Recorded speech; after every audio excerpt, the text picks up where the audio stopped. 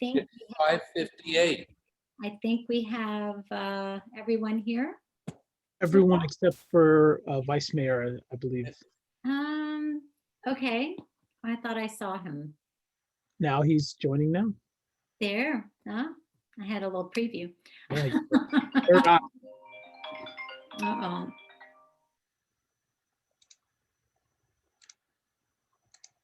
All right. We've got a couple more minutes. Yep. And Take every one of them. say again. Nothing.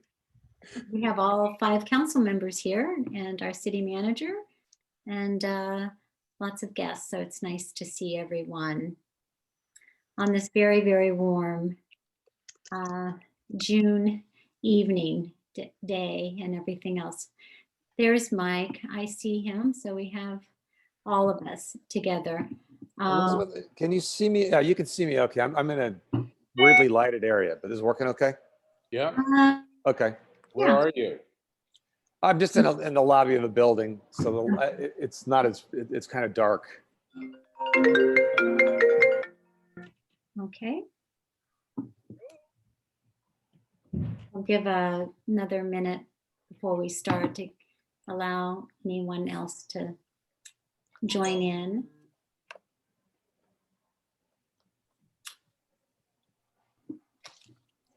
All right. Okay, so we will call the regular meeting of the Town of Atherton City Council to order at 6 p.m. June 16th, 2021. We'll do a Pledge of Allegiance, and Anthony has his flag behind him.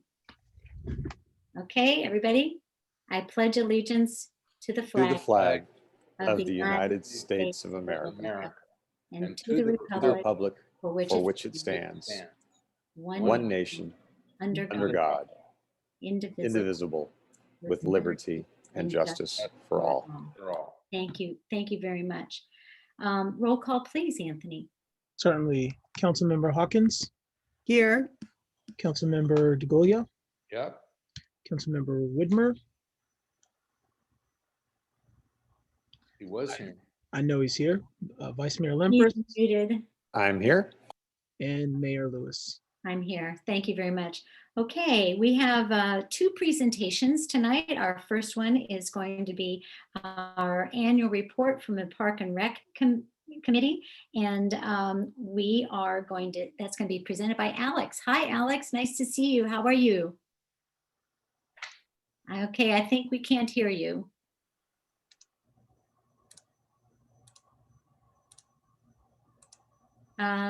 You're not muted. I think maybe, are you plugged into your headset?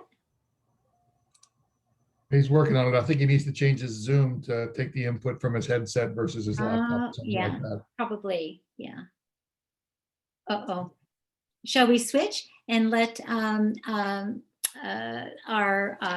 Bill PG&E, Tang yeah. from our PG&E give a report? Bill, are you ready to go? We'll let you go first. And where did he go? I kind of don't see him anymore. Bill? There he is. He's still there. There he is. He's right there. I am here. Good. Hi. Nice to see you. Are you going to put your video on? I am unable to use video because of the Zoom and PG&E laptop. Oh, got it. Okay. So you're just going to do it. I will do I will do voice. I apologize for that. And we do have in our agenda packet a little presentation that I think you provided Yes. for us, right? Wildfire Yes, it's improvements. Mhm. it's 2 quick slides just to update the town of Atherton regarding PG&E's ongoing wildfire preparations. I believe I have a partner here with me. Frank, are you on? He might also be muted. I'll search for And him.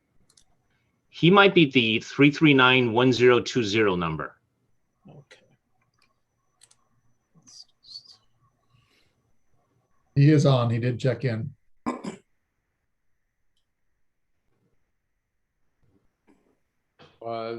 He's independent from the 339 number. You should. Oh, there he is. Frank, are you on? So you just joined. Ah, okay. So thank you for this opportunity to do a quick update regarding what PG&E is doing in terms of wildfire prep.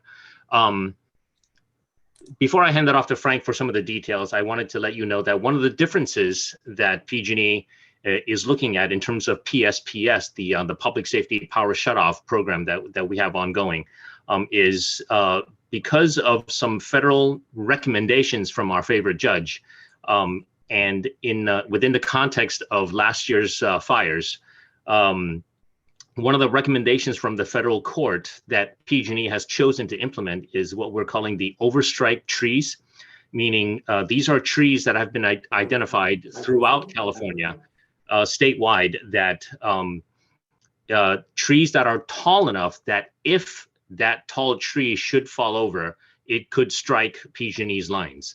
Many of these trees are outside of the easement and PG&E's land rights. And so PG&E actually would have a difficult time removing something like 5 million trees statewide to completely eliminate the overstrike. And when I say overstrike, I mean, for example, if a tree is 80 feet tall, but 50 feet away from a line, that is an overstrike tree. And so what PG&E did was we took the overstrike criteria and we overlaid it on, for example, the weather patterns from 2020. And we produced a model showing if the overstrike criteria had been in place in 2020, how many PSPS events would California be looking at county by county? And so for San Mateo County, the original model showed, the original criteria showed approximately 1.7 PSPS events each year per year, looking back 10 years. After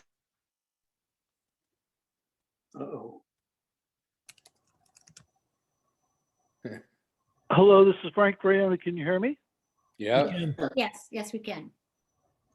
Okay, I'll step in for Bill since he got cut out, and what he was about to say, it went from 1.7 to 2.4 possibility for San Mateo County. We work directly with San Mateo County OES as our primary Southwestern contact. Bill, are you back? I'm here. Okay. This is Frank. Go ahead and take over again.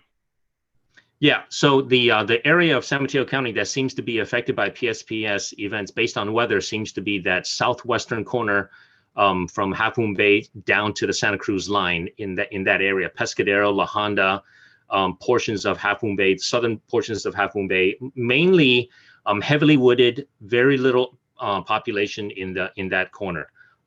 Last year's PSPS events primarily affected that area. It tends to bleed over eastward towards Portola Valley and Woodside as well. And so it's that primary area that the weather seems to be affecting. So with that, let me hand this off to Frank for some details on our preparations. Frank?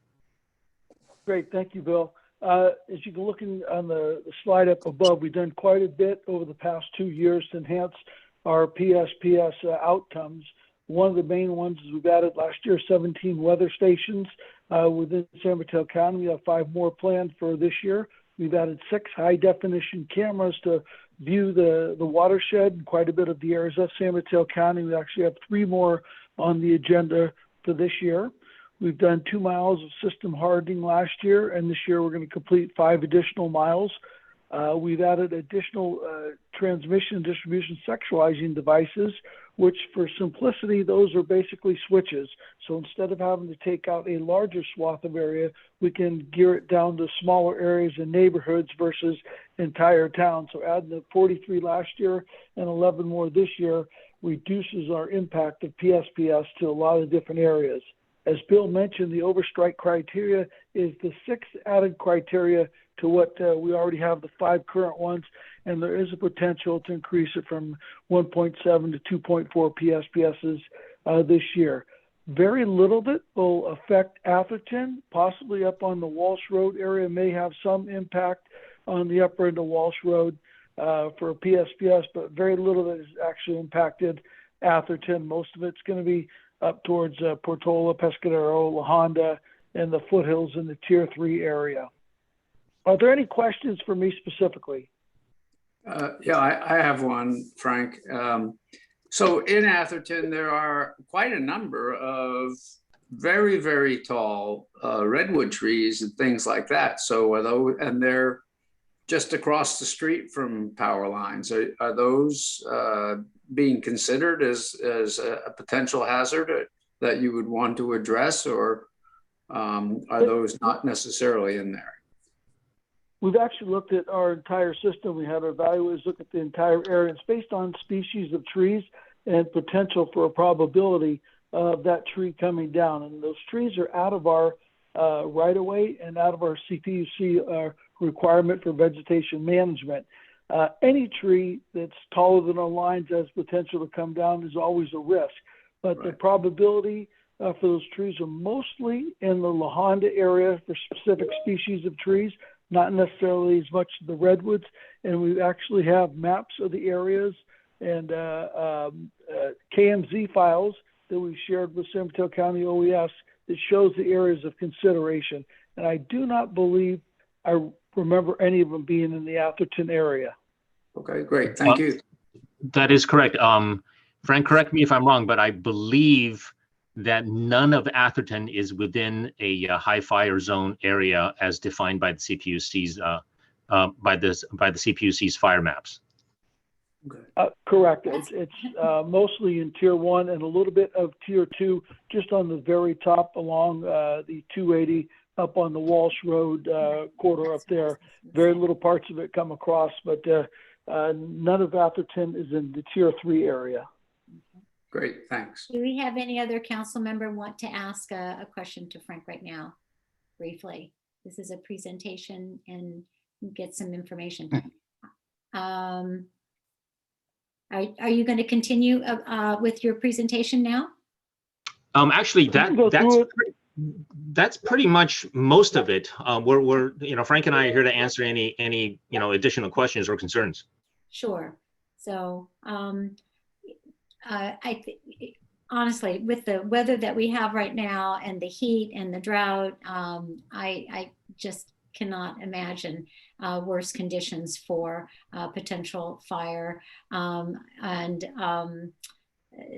the strike. And with trees coming down, popping off limbs, I would hope that you have the ability to cut the power if a line is impacted as quickly as you can. Absolutely. We do.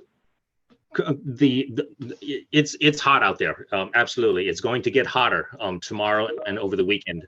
But one of the elements that is missing is the wind conditions. That is one of the elements that would trigger PSPS considerations. And so it's hot, but it's not windy enough to trigger that. So that's a good thing. I mean, rolling outages aside, the PSPS risk right now is very low. Okay, thank you. Just bring it back to council. Any other council member have a comment or a question before we leave? Bill did bring up a critical factor there that we're talking about. This is for PSPS. It does not include anything for rolling outages or load shed. That's completely different. It has to do with the Cal ISO. Okay. All right. Well, I think you guys have made a lot of improvements over the last years, and it looks like you're keeping your eye on the ball as best as possible. It's a big job. I think you said 5 million trees. Yes, there's approximately I think it's 5.2 million trees statewide that are considered overstrike risk. And I don't think we have any plans to do that kind of clear cutting. We do need a tree canopy. Oh, I see your hand now, Diana. I'm sorry, the screen wasn't giving me the full view. So sorry, Diana? Yeah, I just want to ask about systems hardening that you were talking about. In your list, it included undergrounding. Is there a plan available to the public of where that will? I assume you're going to prioritize the extremely high risk areas, but how is that determined? And you're exactly right. The extreme high risk areas get the higher the higher probability for undergrounding those areas into the tier 3, and those areas that are viable to underground specific locations. All new construction, new housing, it's all going underground, as you all probably know as well. But some of the areas are just very, very difficult. We cannot underground everything, although everybody like to have it. Undergrounding has its own challenges and issues that we have to deal with when there's flood conditions or just getting to some of the issues and concerns. But some of the other hardening is tree wires, putting up tree wire in the area, putting in more of these devices, changing out some of our poles to composite poles versus wood poles. So there's quite a bit, and just the sectionalizing devices add quite a bit to the reduction of our PSPS. On a personal note, I do have an extreme affection for Atherton and Menlo Park. Prior to my PG career, I served 34 years, the residents of Atherton, for Menlo Park Fire Protection District, and retired as a division chief there. So my eye is always on Atherton and Menlo Park, and I'm always watching out for you no matter what's going on. Frank, thank you so much. Diana, you have another follow-up? I have a follow-up question. Is there state money that's going to go toward the hardening of the system, and how will we learn about that? I don't believe there's any state money supporting PGE on it. There might be some for some smaller utilities. Bill, maybe you can address that question, but I do not believe there's money, but there is some funding for vegetation management, which Woodside Fire has a tremendous program, CAL FIRE, to support it. And we work in conjunction with Woodside Fire for just the vegetation management issues with the town of Portola Valley and the town of Woodside as a cooperative and collaborative effort. And that's something that if Atherton was considering, Denise Ania, who's a retired fire marshal from Woodside, is best in class for this collaborative effort and what she's done for that area and what the town has done to make it safer for the community above and beyond. And we're now pushing that same collaboration out to all of our other stakeholders in the area to show them what and how works best to better make the community safe. Thank you. That's good. Oh, excuse me. Yes. I can add a little bit more kind of speculative or educated speculative detail. I agree with Frank that I don't think there's any state funding directly earmarked for PG&E for wildfire prep. That being said, and this is the somewhat speculative part, PG&E just sold its headquarter campus in San Francisco for upwards of $800 million. And we are in the middle of seeking permission from the CPUC to, quote unquote, return approximately half of that money to the customers of PG&E. How that money is to be returned, I believe, is to be determined, whether it's a cash refund or if that money will be used to fund some programs without having to raise rates. That would be statewide. That money would go statewide to each customer or to jurisdictions. I've always wondered how much it would cost to underground all of the transmission lines and telephone poles in Atherton. If we could have somebody give us an estimate of that and how we could go about doing it. It's not all of Atherton, because I think Lindenwood has theirs undergrounded in Lloyden Park, some parts. Rick, let me try to answer the first part of your question. Statewide, it would be returned to individual customers, because it's individual customers who pay the rates, and those customers, of course, would include the town of Atherton itself, because you have a PG account as a town, as well as you as individuals. Undergrounding, that's a whole different conversation, and I'm happy to have that conversation offline. Councilmember DeGoya, did you want to say something? You looked at like you were wanting to say something. I'm good. Okay. All right, let's wrap this up. Thank you guys very much for the update, for the Thank you.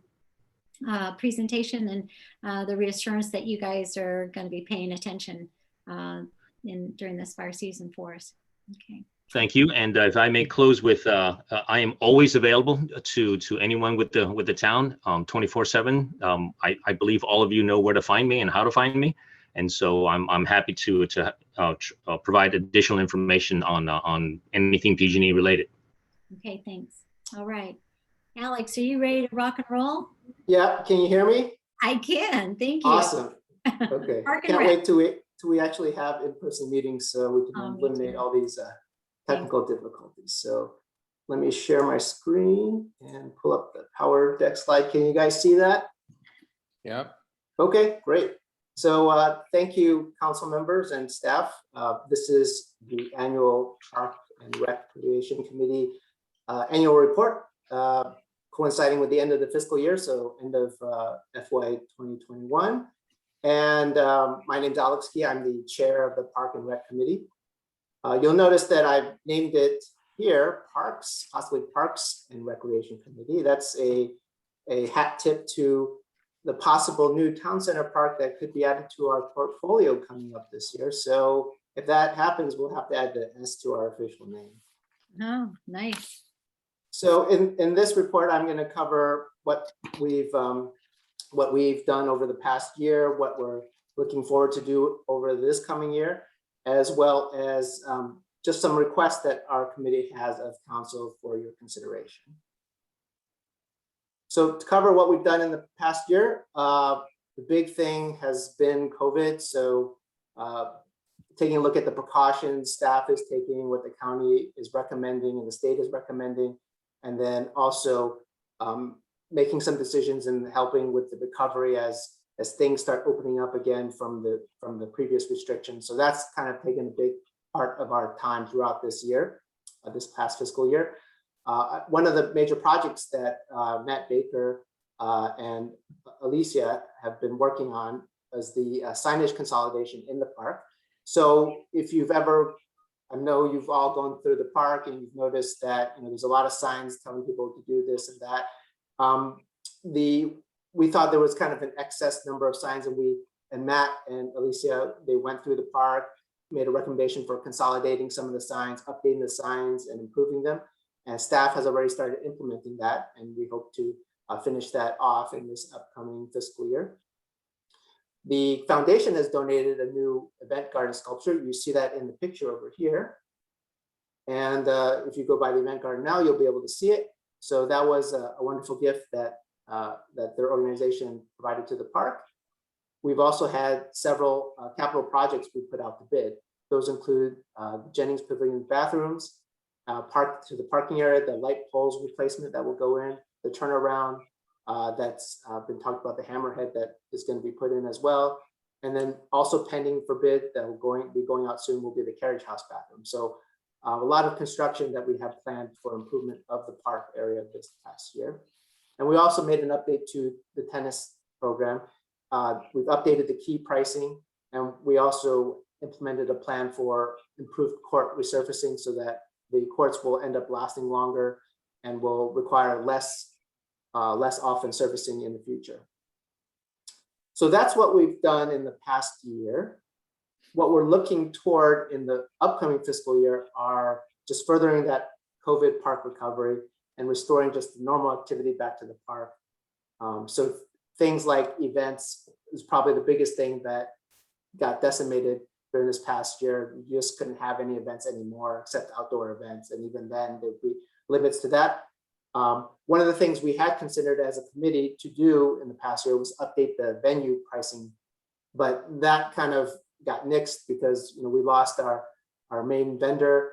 So what we're planning to do in this upcoming fiscal year is take another look at that with the new vendor that the council selects to take over as the vendor management for the park and the event venues, and then seeing if we need to do an update of that pricing or change the pricing in some way, since it's been a little bit of time since the last time we looked at it, but also just to fix some of the oddities we saw in the pricing that was there. And then the play school, of course, was really affected by COVID. So helping them recover is a very important part of what we're going to be looking to this upcoming year. In terms of capital projects, the circulation plan will be the biggest project for the park, probably for the next couple years. So we want to be able to complete the plans of that. And of course, you guys know that we have a next meeting in July, a joint meeting that will be discussing those plans for the circulation plan for the park. And then when we complete that, putting it out to bid and then starting the implementation this fiscal year. So those are our two main foci for this upcoming fiscal year. We have some additional ones that, if the council feels like it should rise to our attention, please recommend them. Anything from the master plan that we should include, we can, and as well as the town center park, since that should be coming online by the end of this year. So the last thing I wanted to talk about were committee requests that we had for the council. And one of the things that we thought would really help the park was increasing the amount of staffing. The current staff, Sally, they do a great job with the park. They're very responsive. We see a lot of things, get fixed proactively, but there are things that can be improved, but that we think is due to not having enough staff. So something like a dedicated park manager would be helpful, or even a part-time one, but full-time is preferred, or increasing the park maintenance staff. And some of the key reasons why we're asking for this is that park management for the current staff is, at least for not those who are actually doing the facilities management, but the actual grounds management in the park. But Sally, she's the arborist, but her part-time job is doing park management, but it really should be a full-time job for such a large park. And this year, with the addition of a 5-acre park in the Civic Center, that's going to add on to the duties. So that's 23% increase in the area that needs to be overseen by the town. And one of the things we've noticed is that from a cost recovery standpoint, the park does really, really, really well. And what cost recovery is just the park revenue coming in, what percentage of that, of the overall operating expenditure. So almost all parks, virtually all parks lose money. It takes money to run a park, and they don't bring money coming in. But in Atherton, we actually recover a lot of money from the park, which could be indicative of that maybe we should be spending more, because it's a sign that that we're doing very well, we're managing it very well, but we could be spending more and being more in line with how other US parks are. So if you could bear with me for a little bit, we'll do a little comparison with other United States parks. And I did kind of a search online and found that a national organization called the National Recreation and Park Association does a performance review every year of parks. And in their 2020 report, they surveyed over 1,000 US parks and for the years 2017 to 2019, and asked them, what is your cost recovery? And the average cost recovery was 25.9%. So about a quarter of every dollar they got back in revenue and what they spent on the park. The upper quartile got 44%. Not too bad, they're getting near 50%, that's pretty good, but that's kind of the upper quartile. And then the most recent report from 2021, which covered a partial COVID year. So I did 2020, that report, because I had no COVID, so that would be a more typical year. But 2018 to 2020, that covers a partial COVID year. So you can see the percentages came down a little bit, about 3% for both the average and the upper quartile. So can anyone guess what Holbrook Palmer Park did? You guys should all know, because you got your charts in advance. Yeah, Your charts in advance, so we could probably guess right on. 2/3. Yeah. Awesome. Way to go. 2/3. That's awesome. That's really Pretty high. amazing. It is. And that was in fiscal year 19. So that was a non-COVID timeframe. We had 365,000 in revenue, about 548,000 in expenses. So it was excellent in terms of the cost recovery. And again, indicative that perhaps we could be allowing more staff to be hired to take care of the park, to help with the park, to help manage the park, but still have a very good cost recovery ratio compared to other United States parks. So it's something to think about that I wanted to leave you with. And last of all, I wanted to thank you, the council, for always thinking of the park. I know you always have things about the park on the agenda, especially this meeting, which is a very long meeting. And I also really want to thank Sally and staff, all the staff. They do a great job. They're extremely responsive. So maybe we worry a little too much. Maybe we're putting too much on their plate sometimes. Especially because this is for some of them, it's not their full time. job, but we do ask a lot of them at many points. But with that, I'd like to open up to any questions or comments you have. Thank you, Alex. That is a nice PowerPoint presentation, a nice report. And I'm going to make one quick comment. Earlier in my years on council, there was, a concern that there were too many events at the park and the park was being overrun. And so they wanted to close down the park events and not have any park events. And I think that it was making like maybe $90,000 a year. And so for a while we had no events at the park, and it was just really a shame because look at what we offer the community at large, and it just shares the beauty of the park. And I think that you're right. No other park, civic park, ever pays for itself. But to have a two-thirds cost recovery, that's pretty amazing. And if you look at the list of events that have been scheduled so far in 2021, it keeps growing as the days go by. So we do have to keep the park up. So I'll open it up to any members of the council to ask Alex a question or make any comments at this time. I could start with Rick. He's the liaison to Park and Rec. Do you have any comments? No, I think it's a good presentation. I don't have any comments. Okay. Anyone else? Any other? I don't see any hands. Somebody's got to help me if. Elizabeth? Yes. Hi, Yeah, Mike. Hi. Yes, Yeah, a couple of, I guess, comments, and I'd love to hear Alex's thoughts on these. One is, a few years ago, we as a council did a walkabout on the park with the Park and Rec Committee. And I found that was really helpful. So now that COVID's over, when we get back in person, I'd love if we as a council could do that again. Yes. So that's one comment. And then second, Alex was talking about the town center adding to the park area. I'm also curious about other areas we have in town that are small that could be little parklets. And what I have in mind is, for example, that green space, small green space near sort of Redwood Way and Fair Oaks there. And I don't know, it's just now covered in ivy, basically. And I'm just curious if we've ever done a survey to see if we have other small areas like that around town that we might be able to do something more with. I think city manager might have a comment on that, Vice Mayor, because there was a resident who brought this idea up to us a few years ago about little parklets around town. So I think that would be a separate conversation and maybe an agenda item. City manager, do you want to chime in on that? Well, I actually think it's consistent with what we're talking about. I'd love to hear Good. somebody. Okay, yeah. Yes, it was a former chair of the Park and Rec Committee that actually discussed that item at the Park and Rec Committee level.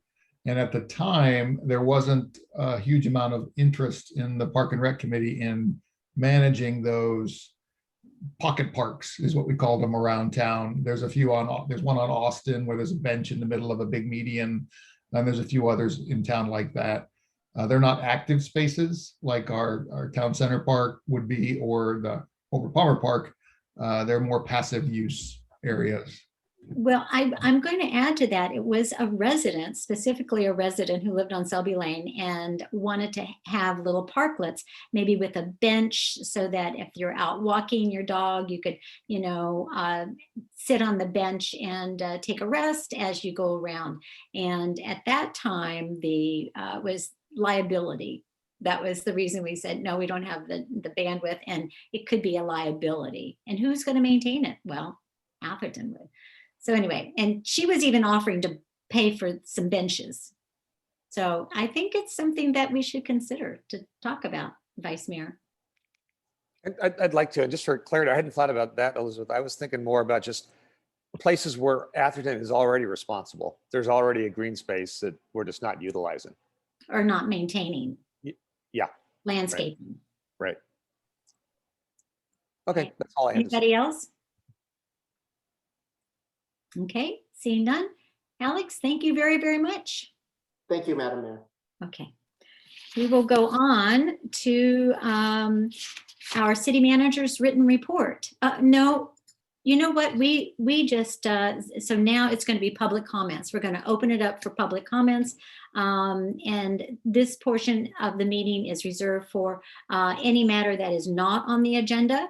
Anthony, do you want to kind of give the little COVID? I'd be happy to. So Yeah. for anyone that's joining the meeting via Zoom link, you can use the participants button at the bottom of your screen on your toolbar. And there you can raise your hand. You'll be called on by myself or maybe the mayor to make a public comment when public comment is open for an item. You can also send a message to me via chat. And if you're dialing in by phone, you can dial *9 on your receiver to raise your hand. I don't see anybody with their hand raised at this time, though. I don't either. Thank you very much. Okay, so now we'll go on to item number 5, which is the city manager's written report. City manager. Thank you, Madam Mayor and members of the council. I don't have anything additional to add to that report other than I do have an image of the library sculpture that's being planned. Okay. If the council would like to see that briefly, it's mentioned in the city manager's report, but it will be coming to you for consideration at your July meeting. But if Big there's Bob? an interest, I can flash it on the screen if you'd like. Good, Sure. Let's see. good. One moment.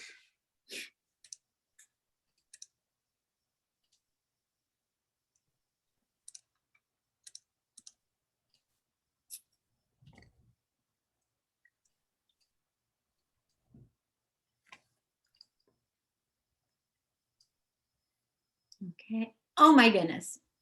So it's a very cute frog. And he would be sitting on a bench, and all of those details have yet to be worked out.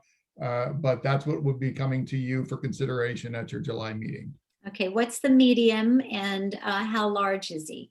Don't know any of those specific details yet, but those will come to you in July. We're still working on that. Carved in wood or bronze, or Don't know yet. will the stump come with him? No, you'll be sitting on a bench. Okay, Councilmember DeGoya. Yeah, I'm on the board of the Friends, which is recommending to contribute this, and it would be bronze. And I believe it's 5 to 6 feet high. Yeah, some of that details in the write-up in the manager's report, but I didn't know if it was going to change or not. So. Okay, thank you for sharing that with us. Okay, any other questions? I didn't see any questions from anyone about the city manager's report. Vice Mayor, are you waving at me? I am, and I have a question. I don't know if we're going to address it anywhere else in here, and it's relevant to the city manager's report. But Mr. City Manager, could you comment a little bit on the burglaries that are going on around town, and just any update there is on that? I can let the chief comment on some of the specific details with respect to the burglaries that have been occurring, but I will note that there's some additional information on the town's website about a community meeting coming up on June 29th. That's designed much like we do at a couple of times a year, hosted by the police department. This will be, I don't know if it'll be in person or not. Chief, do you have plans for that? If we can do it in person, that would be preferable, and we'll keep working on that. The latest burglary we had was on Green Oaks. Elderly female was in her home alone. It was all dark. A couple suspects broke out the back window in her bedroom and entered. She was able to yell and holler at them and get some lights on. We responded in a couple of minutes. We researched Flock, or the ALPR cameras, weren't able to find anything. They didn't take anything. A lot of the recent burglaries too have involved entry into unlocked sheds, unlighted sheds and outbuildings, and taking bicycles. It's still concerning, and that's why a letter is going out to the residents from myself this week, and then we'll have the burglary safety meeting to address the concerns, take the questions, and pass on our advice that we always give about burglary prevention. Okay. Vice Mayor, did that answer your question? I guess so. Chief, let me just, can you give us a little more color on what's happening? Like how many burglaries we're talking about? And you mentioned there it's mostly outbuildings and bicycle thefts. Right, Give you a little more color. In the last 8 weeks, we've had, I think now, or last 10 weeks, we've now had 12.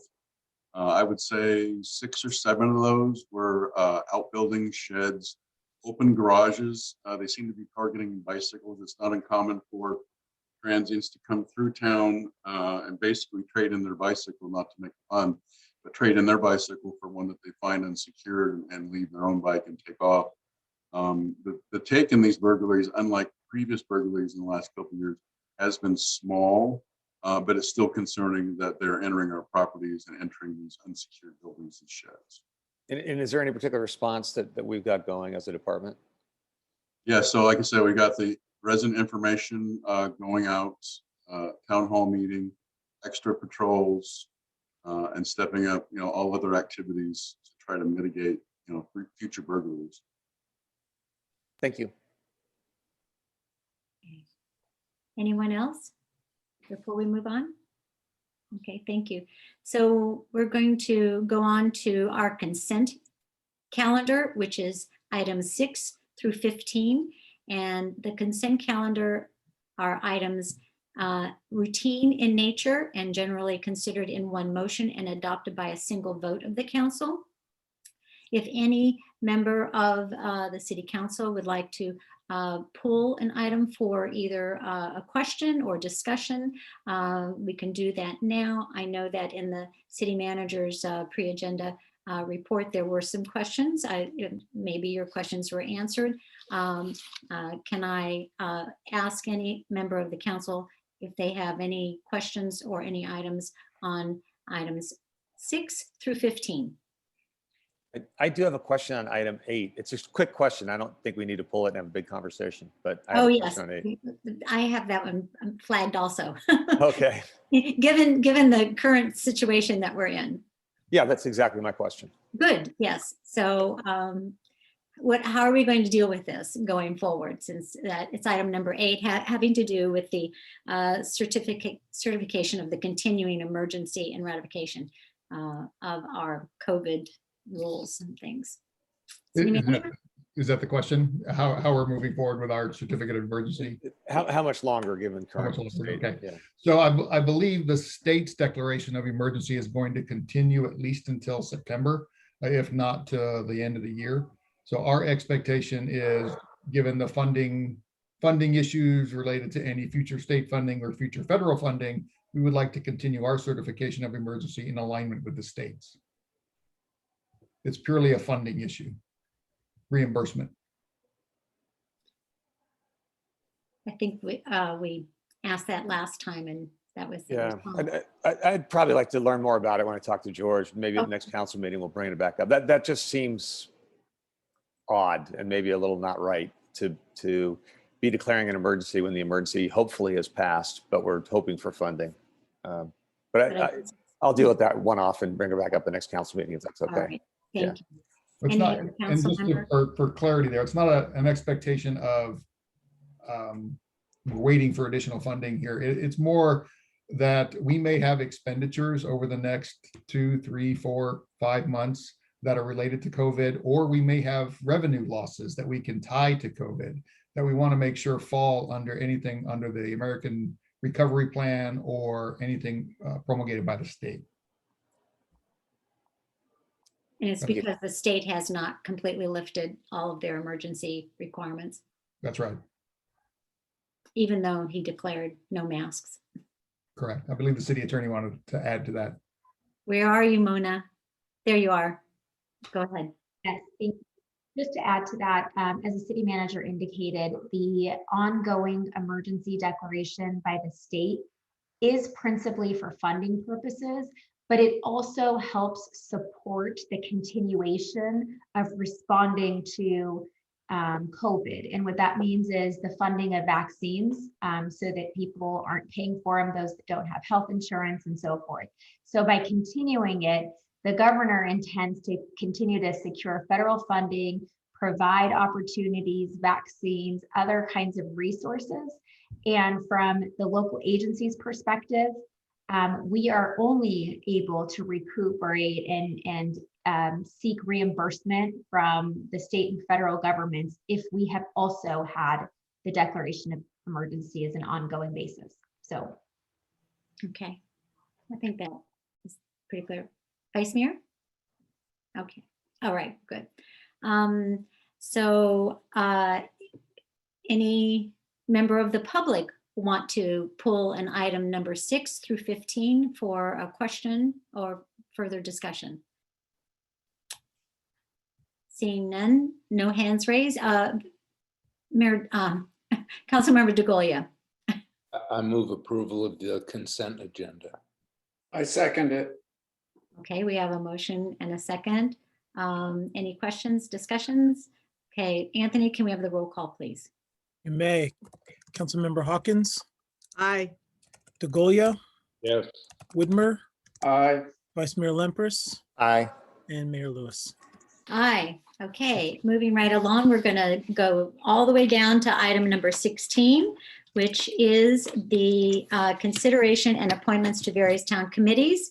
And Anthony, do you want to take this and kind of lead us through it? Sure, with George's. Yep, you're on. Yeah. Okay, so we had the annual recruitment, something that we do each year to typically replace candidates from expired terms. This year, the recruitment also included some midterm vacancies. So those were advertised, recruited. We sent out the postcard that you guys all saw. We posted them in online, Almanac. We shared them with people that came here, and fortunately we got a pretty good turnout. And I imagine that a lot of that was due to the work that the council did in terms of soliciting, neighbors and friends. So at this point we have, I think it was 6 candidates for the Audit and Finance Committee, but we have 2 vacancies there. 2 of the candidates are incumbents, and that's Devika Patil and Miss Anya Von Walker. I believe I saw Miss Walker here present. We had 3 candidates for our Bicycle and Pedestrian Committee. We had 2 vacancies there. We had 2 candidates for our Environmental Programs Committee and 2 vacancies. 1 candidate for the open park and recreation seat. And just for clarification, there was initially a misprint in the staff report and on the roster that was cleared up. So that vacancy is due to a midterm vacancy. That term expires June 30th, 2022. And we have 1 applicant for that. And then we have 1 applicant for the foundation seat. That foundation seat happens to be vacant now, but that term was expiring this June anyhow. And we do have a recommendation from the foundation for that. For the Planning Commission, we have 1 vacancy and 1 applicant. Rail Committee, we have an opportunity to appoint up to 4, but we don't have to appoint all 4, obviously, and we have 2 applicants there. Both happen to also be incumbents. So in terms of making these appointments, with your pleasure, Mayor, you can obviously give any candidate who is in attendance an opportunity to speak to their candidacy. And for many of the appointments, we can make them in 1 motion, but for a few, we will have to assign specific terms. And that will be specifically for the Bike and Ped Committee, Environmental Programs Committee. We'll have to definitely do that. And then also, you'll just need to do the same thing for the Park and Rec Committee. Okay, great. First of all, I just want to say thank you all of our residents for stepping up and being willing to volunteer for committees to serve our town. And for the Audit and Finance, this is just really amazing to me that we've gotten so many applicants for that committee, because in the past it's been a little hard to fill us out. So I see that several of our applicants are in the room, the Zoom room. And would anyone like to make a statement? I see Ms. Walker has her hand raised, so. Oh, yes, Anne, hi, yes. All right, well, we'll go Anne. She's currently the chair of the Finance and Audit Committee and has been on it for a little while, 4 years. Yeah. Yes, thank you, Madam Mayor. I just wanted to say that I have been on the Audit and Finance Committee for 4 years. I've really enjoyed it, but I also feel like the first year or 2, I was just getting up to speed. And there's an awful lot that goes on in the town finances that even if you're an accountant or a corporate lawyer, as I was a corporate lawyer, there's an awful lot to learn as to how the how all these things work. And I'm just really thrilled that I finally feel like I'm on top of it. And I did step in to serve as chair this year. And I've enjoyed that. And I would very much like to continue now that I think I've finally got it figured out. Hey, thank you very much. Thank you. So the other incumbent is Davika, and I don't know if she's on line. I don't see her in my screen. I don't have her here either. All right. The next, there's, let's see, who else do I see? I see Bill Bromwell. Hi, Bill. Do you want to say anything? Yes. Can I just ask? Sure. Process it. If there are any other candidates for audit and finance, I think it would be best for us to hear from them so that we can hear each committee together. Yes. I don't know if there are any other candidates that are in the room. Yes, Bill Bromwell. I just called on him. Oh, sorry. Okay, maybe you were already focused on that. I am focused on that. Thank you very much for keeping me that way, though. Appreciate it. Hi, Mr. Bill. Bromwell's unmuted.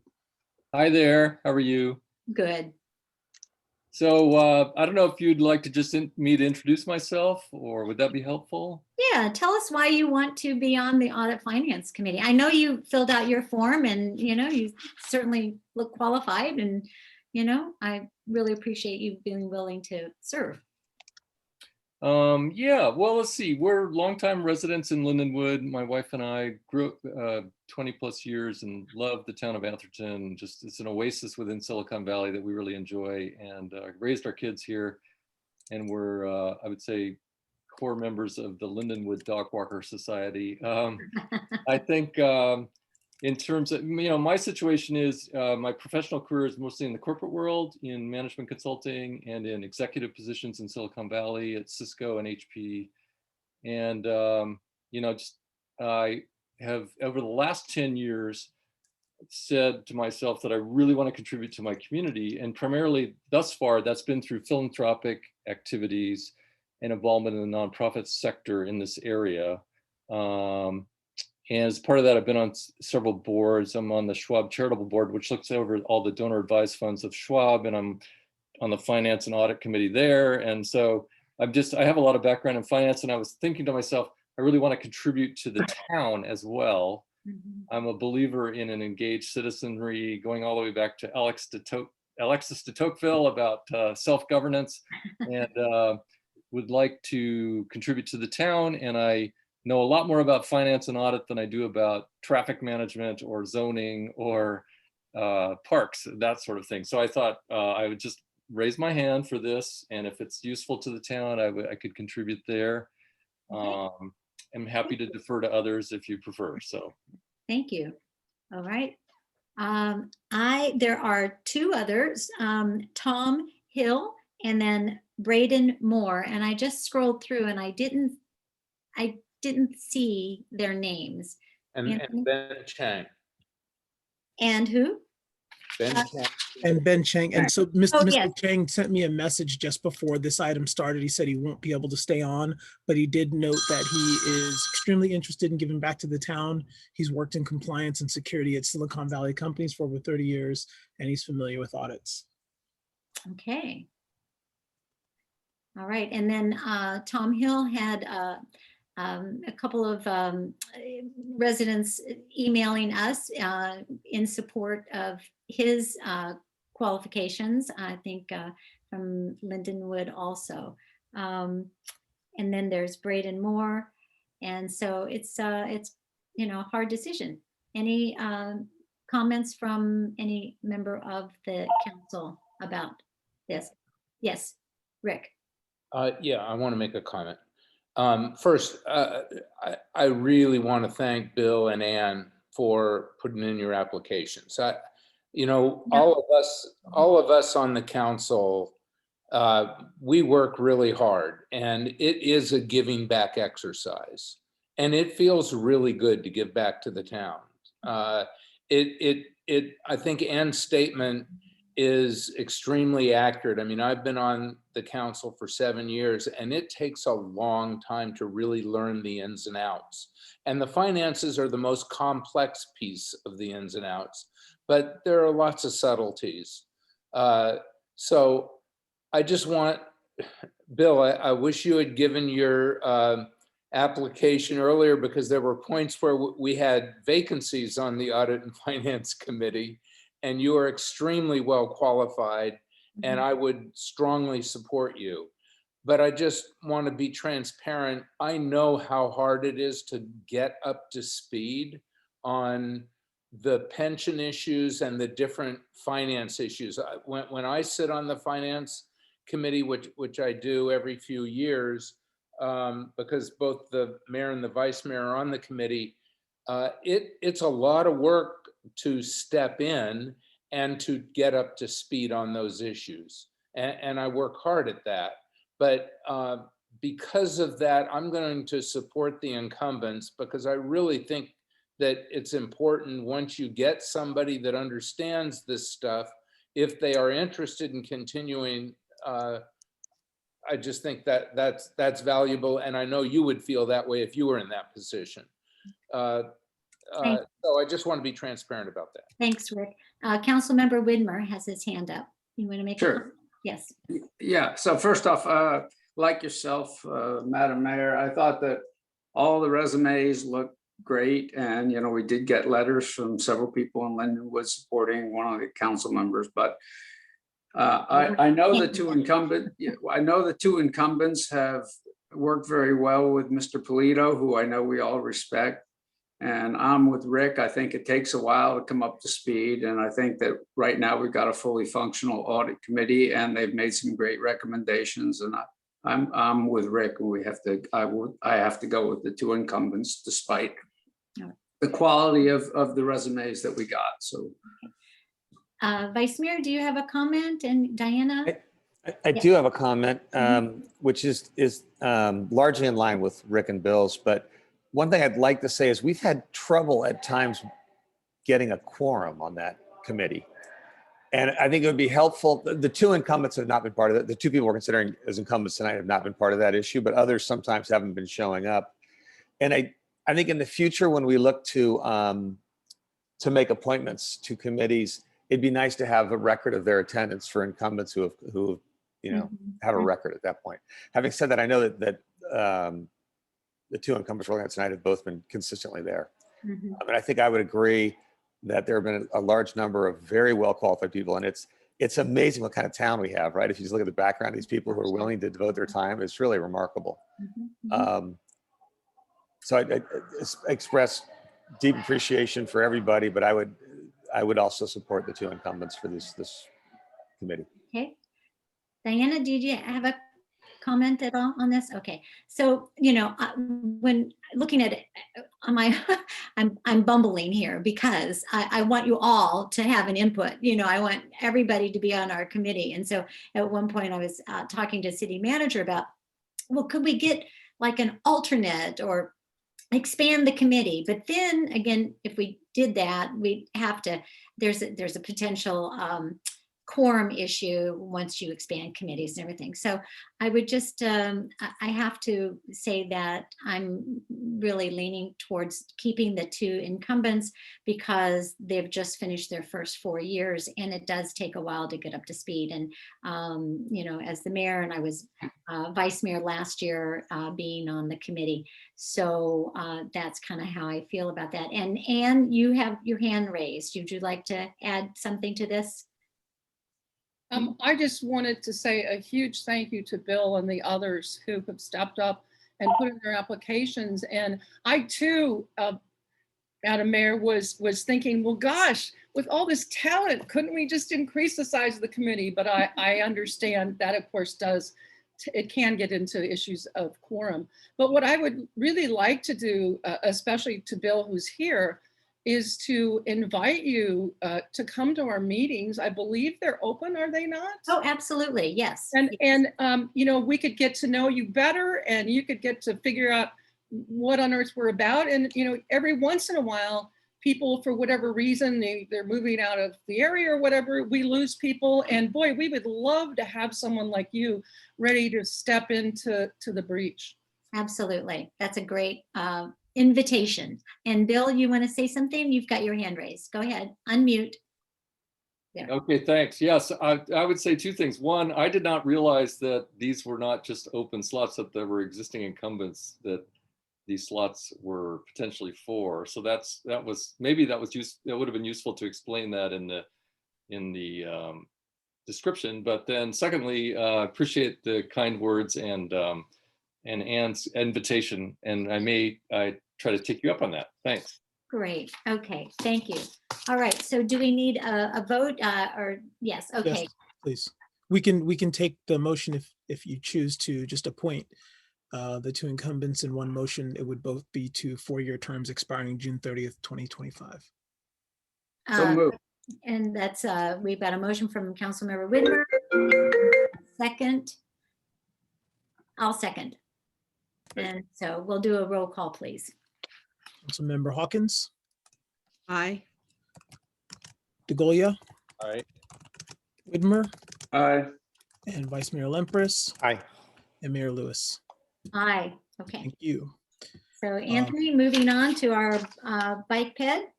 Bike and ped. So for the bike and ped, we had a few applicants. We had 3 applicants, Steve Bailoff, Betsy Bradford, Yvonne Lynch. There are 2 vacancies. One vacancy is for a midterm vacancy that will expire June 30th, 2023. And the other appointments for a full 4-year term that doesn't expire until June 30th, 2025. So when we make the appointment here, we'll need to indicate which term you'd like to appoint the candidates to. None of the applicants are incumbents. All right. And so I'm going to open up the floor for any of the applicants to speak if they'd like to. And I don't believe we have any of them here. I think, no, excuse me, Betsy, I believe. No, that's a different Betsy. My apologies. So I don't think we Betsy actually have. Bradford? Betsy Colby's on the line. Right. Yeah, that's And Stephen Bailoff. And then we have Yvonne Lynch. Yeah, so I don't believe we have any of the candidates on the line. Okay. Well, then it's going to be up to the council to choose 2. Can I call for a motion to choose 2? Bill, you're on the bike ped committee. I think you're I'm your alternate, but yeah. No, first off, Anthony, I guess I want to make sure all these committee members are in the town. I know this committee allows outside the town people, but they're both in town, are they not? That's correct. Yes, they all are residents in town. All right, so I've looked at the resumes and I've heard from one of the members who asked, how do I get on the committee? And so he's shown interest before. So I'd like to make I'm going to support both Steve and Betsy for this. And Bill, are you recommending one for a 4-year term? Yeah, I think Steve should be the 4-year term and Betsy can be the shorter term, and then she can always renew, because obviously. I'll second that. Okay, we've got a motion and a second. Roll call, please. Councilmember Hawkins, Aye. DeGolia, Yes. Whitmer, Aye. Lempress, Yes. Okay. Sorry about that. Yes, aye. and Mayor Lewis. Aye. You had your finger up, Mike. I could tell that you were in.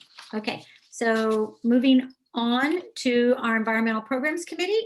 I think we had two vacancies and we have 2 candidates here.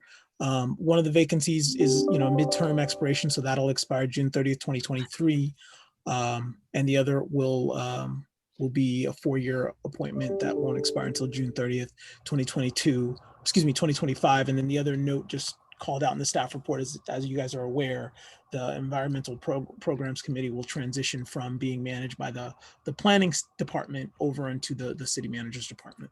Okay, I see that we have our 2 candidates here. Would you, either of you, like to make a comment about this? Sure. Gregory? Good. Gregory? Yes. Hi. Well, the only person I know on the council personally is Rick DeGolia. We've known each other for quite a number of years. I've lived on Polhemos Avenue since 1969. I actually got married in my house the week after we bought it. which is quite a long time ago. And I worked at Slack in many capacities, including being the deputy director of Slack at the end of my career there. I'm now a professor emeritus at Stanford. I still work a little bit, not as much as I did before. I go to meetings there. And I belong to a number of clubs on the peninsula where I do various things. And in two of the clubs, I actually work on environmental task forces. And when I mentioned that to Rick, he said, oh, well, here's an opportunity. Okay, so the opportunity sounds great. And I had to be straight with all of you people that talk to me. I am 90 years old. So, looking at 90, for a term for several years is a little bit problematic because of my age. My mind is fine. My body, I'm not absolutely perfect. I have a few problems, but anyway, I'm willing to give it a try. If you guys are willing to give me a try, and but if you say, well, you're too old, I say, okay, you have a point there. So it's a little more. We do not discriminate against age. We love. No, you're not supposed to discriminate, but you can still in your mind think, well, this guy, how long is he going to last? And of course, nobody knows that. I wish I knew that answer, but I can't give you the answer. Oh my God. So anyway, I am very much interested in the environment.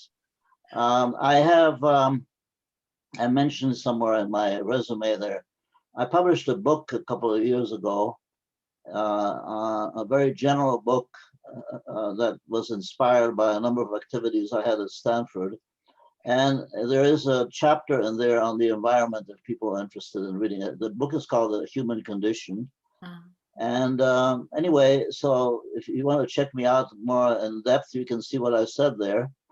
And we have to be optimistic that we can do something before 2050, although I don't plan to be here by that year.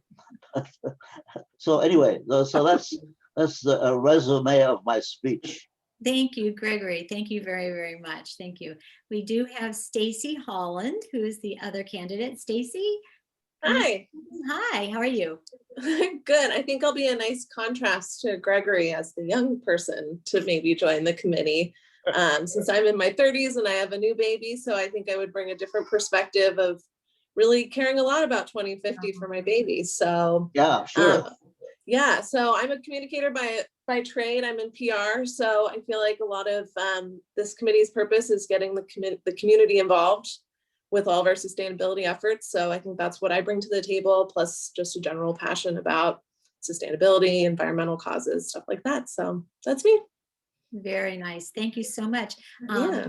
The chair of, no, not the chair. You used to be the chair of the Environmental Programs Committee, but you are the council liaison at this point. Councilmember Hawkins Manuelian, you want to welcome these two? I would absolutely love to welcome these two to our committee. And I just want to share with everybody else this year for the first time that we have a student as well. So we have a high school student. So I think we cover all ages, and I'm thrilled to bring new people in. Oh, that's great. So Rick? Yeah, so I'll make a statement and a motion. Okay. First of all, thank you both for applying for the committee. And you can tell from his statement what a character Greg is. Absolutely a unique Atherton character who I've known in Atherton for many years. And I'm thrilled that he's going to join the committee because he brings a terrific mind to the committee. And I will make a motion to support Stacy and Greg to the committee and to recommend Stacy for the 4-year term and Greg for the 2-year term. I second it. Oh, I think Councilmember Hawkins Manuel. Okay, that's fine, no problem. Do that. I was going to second that. Yeah, Okay, just I trying think to move she things should along. still. She's That's just not okay. as quick on the draw as you are. You just give her another year or two. Just trying to move it. All Councilmember right. Hawkins, Yeah. DeGolia, Aye. Widmer, Yep. Lempres, Aye. And Vice Mayor and Mayor Lewis, excuse me. Aye, sure, no problem. Okay, moving on. So we have the Park and Rec Committee, and this is where there are two different ones, one for the Park and Rec Committee and then the foundation, right? Yes, that's correct. So we have Taylor Henkel. He's applied for the regular seat, but that term will expire June 30th, 2022. And then we have Walter Robinson. He's the recommendation from the foundation, and that's to fulfill the expiring term for this June. That won't expire until 2023. And I know that we have, I believe we have Taylor on the line. Taylor, hi, welcome. Would you like to say something? Hello, hi everybody. I'm Taylor. Yeah, I just really want to get a little bit more involved. You all have access to my application and what I submitted. I've lived in Atherton for actually Saturday was my 1-year anniversary of living here. So I've gotten a chance to get a little bit more aware of the community. And I think especially thinking as we're kind of going back into a normal, like a little bit more normal, you know, I really just want us to think about how we're using our park and how we're getting people outside and how we're building connections with other, you know, we have so many people coming in every day for school. I work at Menlo College, so I have a little bit from that perspective, but just with like the schools and just bringing people in and like using our park, I think that HP Park is a real treasure here, and it's really great that, you know, so many people are out there, they're using it all the time, and just thinking about how we can make it a more inclusive environment, bringing more people out. And, you know, also I plan to live here for a couple years. So just being able to give a new experience as a little bit of a younger person in the town. So Great, thank you. Can I ask you a question? yes, of course. What kind of work do you do at Menlo College? Yeah, so at Menlo, I'm in charge of our on-campus housing actually. Oh, okay. That job is expanding, you know. Did you Just know a little about bit, new just house? a little bit, yes, just a little bit. And another part of my responsibility also is I work with campus security as well. So Okay, all right. Thank you. Any questions for Taylor? Okay, and Walter, I think we all know Walter. He's been around quite a long time. I don't see him here. I don't believe Walter's on the line. Okay, but I think we've all met him and know him very well. Rick, would you like to say something? Well, as the liaison, Taylor, I want to welcome you and thank you for submitting your application. It's great that with such a short time in Atherton, you want to get involved. The park is the gem of the town, and the Park and Rec Committee takes it very seriously. It's a very good committee, so I welcome you. I want to support both the candidates. I've known Walter for 20 some years. He's a remarkable, terrific guy with a very deep history. I'm thrilled that he wants to be on the Park and Rec Committee. He's been in the foundation for a long time and has great perspective and history and will be a real asset to the committee. Okay. Can I hear a motion to accept these two candidates in the appropriate positions? Yeah, I move that we accept the candidates for the positions they've applied for. Okay. I second that. There you go. Okay. Councilmember Hawkins, Aye. DeGolia, Aye. Widmer, Yep. Vice Mayor Lemprus, Aye. and Mayor Lewis. Aye. Excellent. Okay. Next, we have our Planning Commission, and this is for the 4-year vacancy that won't expire until June 30, 2025. We have the one candidate, Ms. Gabby Kantz. The incumbent term essentially expired. They served 2 consecutive terms, and I don't see Ms. Kantz on the line. Yeah, I know Gabbia. I can vouch. She's very, very, very interested in the town. She and I have had a number of very long conversations about things, activities, and I think that she'd be a great fit. She's got a great educational background as well as a working background, and she's anxious to participate. So, If that's a motion, I'd second it. yeah, that's a motion. Okay. Okay, Anthony, roll call. Yes, ma'am. Councilmember Hawkins, Yes. DeGolia, Aye. Widmer, Aye. Vice Mayor Lemprus, Aye. Mayor Lewis. Aye. Okay, moving on. Rail Committee. Rail, they're both incumbents, Mr. Greg Conlon, who everyone's familiar with, and then Mr. Jim Massey, who everyone is also very familiar with. And we still have 2 vacancies, right? We still have 2 vacancies, and as the council chooses, we can bring something back to council to amend that if you so choose. To reduce the size. Yes, Councilmember DeGoya. Yeah, I mean, the fact that we've had 2 applicants wish to re-up, and we have 4 vacancies kind of begs the question, but I think it would be appropriate for us to reduce the size of this committee to 7. Okay. And I know we can't do that at this meeting. We need to agendize that, but I would recommend that we support staff to bring that back at the next meeting to reduce the size of the committee. All right, Councilmember Widmer, you have your hand up. Yep. Yeah, I've got, I was contacted by Mr. Bliss, actually it was Friday, about putting in an application. So I don't know if he's contacted you, but he's interested in being on the rail committee. And so there's 1 additional position that could be filled if we choose to leave at least 1 additional one open. But he should be contacting you, Anthony, in the next few days. Is that something that we want to approve now, or would we have? No, I think we should get his application, I would recommend, but I just wanted to make everyone aware that there was somebody that wanted to approve it. To We apply. typically do have, deadlines for submission so that it can be agendized and we can move forward as we go along. Yes, Vice Mayor. I was going to say, I agree with Rick's comment earlier that I'd like to have the council discuss reducing the size of this committee. Thank you. Yeah. Agreed. And by the way, I also agree that the 2 incumbents who've reapplied, I support their position. Yes. All right. Okay. So we have a motion and a second. I don't know that I did. If I could just get confirmation who made the motion in the second. I'll move approval of the 2 incumbents. Okay. And then Vice Mayor would. We'll second. Thank you. Councilmember Hawkins. Aye. DeGolia. Aye. Widmer. Aye. Lempress. Aye. And Mayor Lewis. Okay. And lastly, we have Transportation Committee. We have Mr. Joseph Davis, also an incumbent. There's 1 opening and he applied for it. Good. Thank you very much, Mr. Joseph. Is he here? I don't believe so. Okay. I'd like to move that we approve Joseph. I know him personally, and he's a very good thinker and a very hard worker. And he's enjoyed his time on the committee and would like to continue. And our council liaison is Vice Mayor.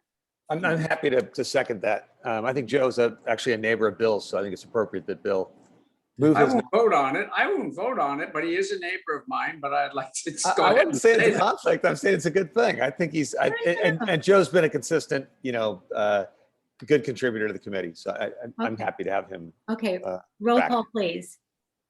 Member Hawkins. Aye. DeGolia. Aye. Widmer. I'm abstaining.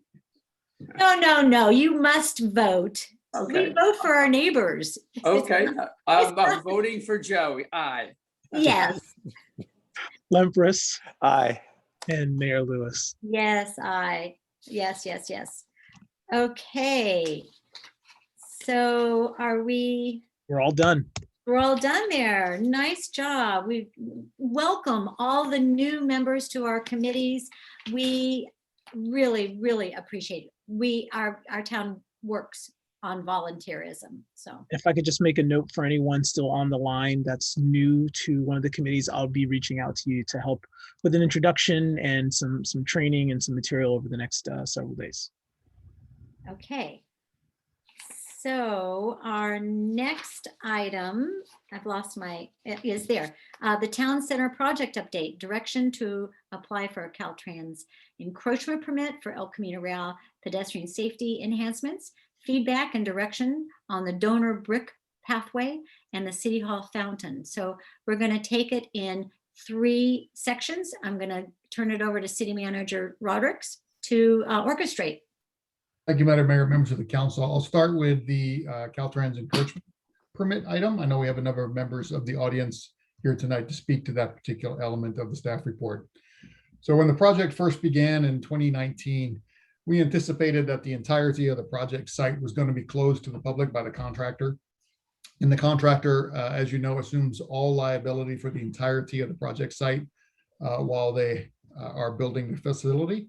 Staff anticipated some concerns ultimately raised by the residents on Ashfield for pedestrian access to Maple or to Fair Oaks. So in May of 2019, we brought the issue to the City Council for consideration of a temporary pathway between Ashfield to Maple.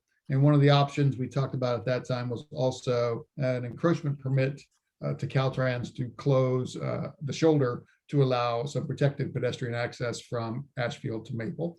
Council didn't support the El Camino route at that time, but did support at the contractor's offering that temporary pathway. We spent about $16,000 to $18,000 to construct that, knowing that it was only going to be temporary while the majority of the construction work took place on the east side of the construction project. Now, as the project moves more towards the western boundary, there's going to be a lot of work where that pathway is that needs to be completed, as well as probably in mid-July, the entirety of the police building gets torn down and they start work on that section of the project, which is a roadway, a communications tower, upgrades and building. So there's a lot of activity that's going to go on that western side, and the contractor has advised that they are not willing to assume any liability for anyone crossing any portions of the project site until they're able to provide safe access. So we've been pushing for that to occur, and the best estimate we can come up with is sometime around September that we may be able to restore some sort of access through the site from Ashfield, hopefully getting pedestrians to Historic Town Hall. And once they're at Historic Town Hall, they'll be able to progress through the library facilities sidewalks to Maple. But that September date is not a guarantee. There's a lot of mitigating factors that could occur between now and then. We just don't know. So the options in the interim are the potential for an encroachment permit to Caltrans to do something along El Camino Real from Ashfield to Maple by submitting an encroachment permit and putting some sort of pedestrian barrier along the shoulder. The town does assume all liability for that changed condition. That's not just the liability of the pedestrians that may walk up and down that shoulder, but also cyclists that may be biking down El Camino Real at night, or vehicles that need to have a safe shoulder pullover. And now that we've changed that condition, they're not able to do that, whether that's in the event of an accident or some other failure on El Camino Real. So we would assume all liability for that changed condition. So that's a huge policy issue, and that's why we're presenting it to the City Council this evening for consideration. Okay, thank you. Madam Mayor, if I could, as a preliminary matter. Yes. Yeah, I just wanted to let get on the record that I live on the affected street, and I wanted to make sure people were aware of that. I did reach out through the city manager to the city attorney, and I've got a decision that does not constitute a conflict of interest or there's no other reason for me to be to recuse myself by law, and so I intend to participate in this discussion, but I did want to disclose that. Thank you. That was good of you. Hand raised by Councilmember Widmer. Yes. George, I wrote you a letter earlier today. I hadn't heard back. I know that after we do the soft opening, the next job is to take down the PD department. So I'm assuming that at that time, PD will be using the back parking lot. There is that driveway that goes out to Fair Oaks. Could part of that be reserved for the residents to then walk to Fair Oaks and then up to McCormick and then out to the park? Well, it's been paved and it's already fenced. It is paved and fenced, but the entirety of the PD building needs to be demolished, and the contractor still has to put in some of the underground conduits and connections across the project site through the civic court.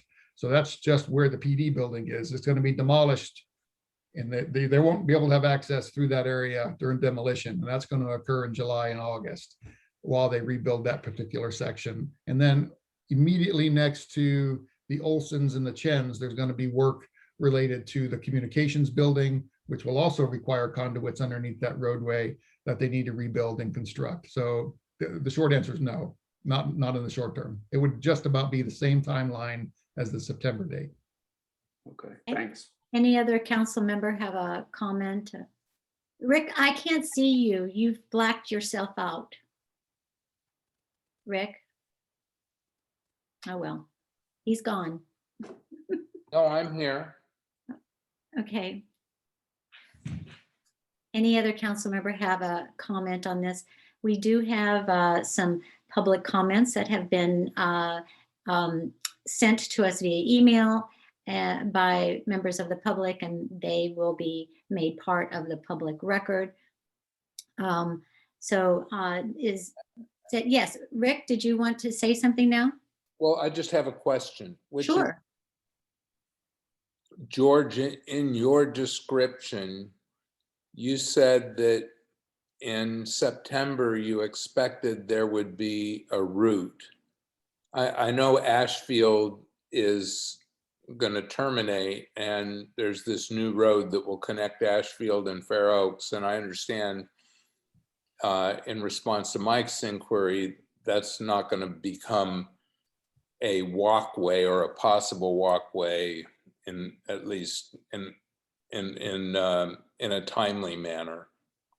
But in your description, you said that you thought there was some ability to open a path from the end of what would be Ashfield, where it would be turning left into that new road, but a walkway over to the historic council chambers, which is obviously very close to what is the end of Ashfield, since Ashfield goes right in front of it right now.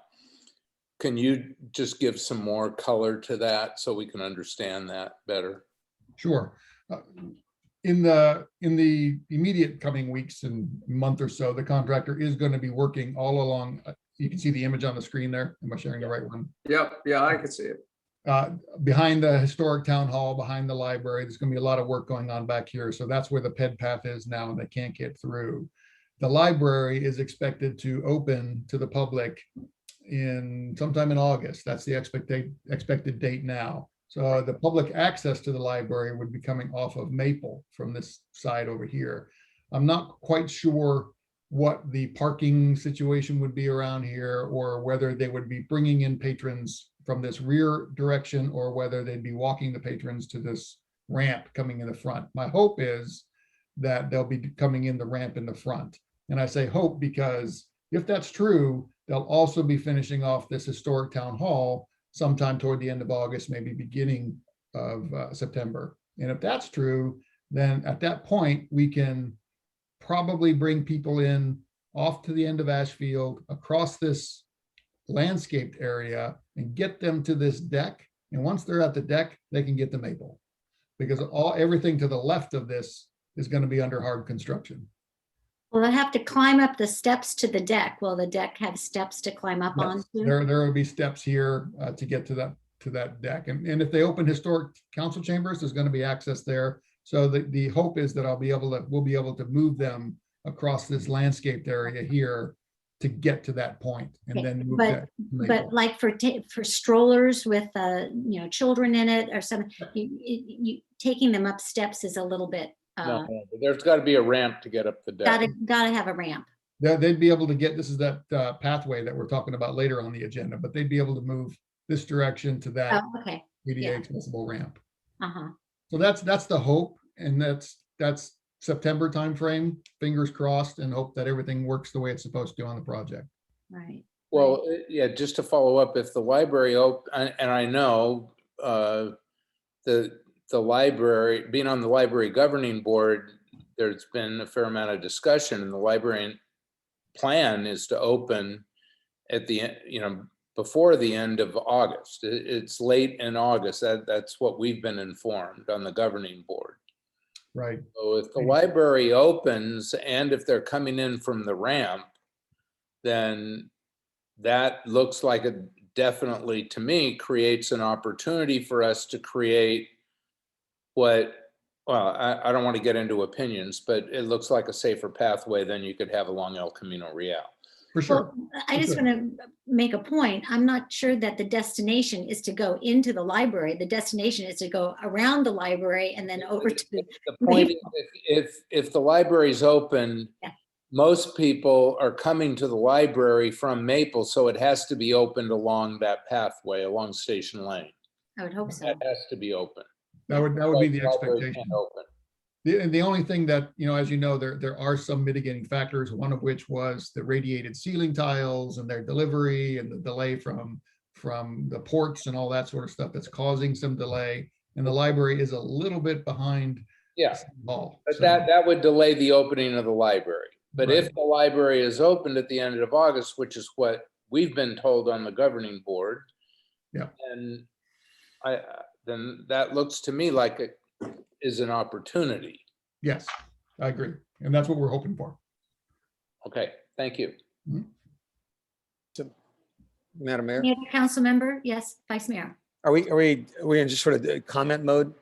Yes. now? Okay. Your comment. So my thought is, if you assume September 15, which is kind of optimistic, assume it's now approximately June 15. So you got July, 3 months. Is that right? July, August, September. Yeah. We should do something to help people on Ashfield get safely out of Ashfield, because I do think that it is not safe to walk on El Camino there for everybody. And we're forcing anybody who wants to walk along that path, because there's literally no other way out. So I don't know what form that would take, but I'd love to have some discussion about what we could do along El Camino, assuming it's a minimum of 3 months. I think that's a long time. And if there's something practical we can do that isn't super expensive, I think it would be worth doing. Okay.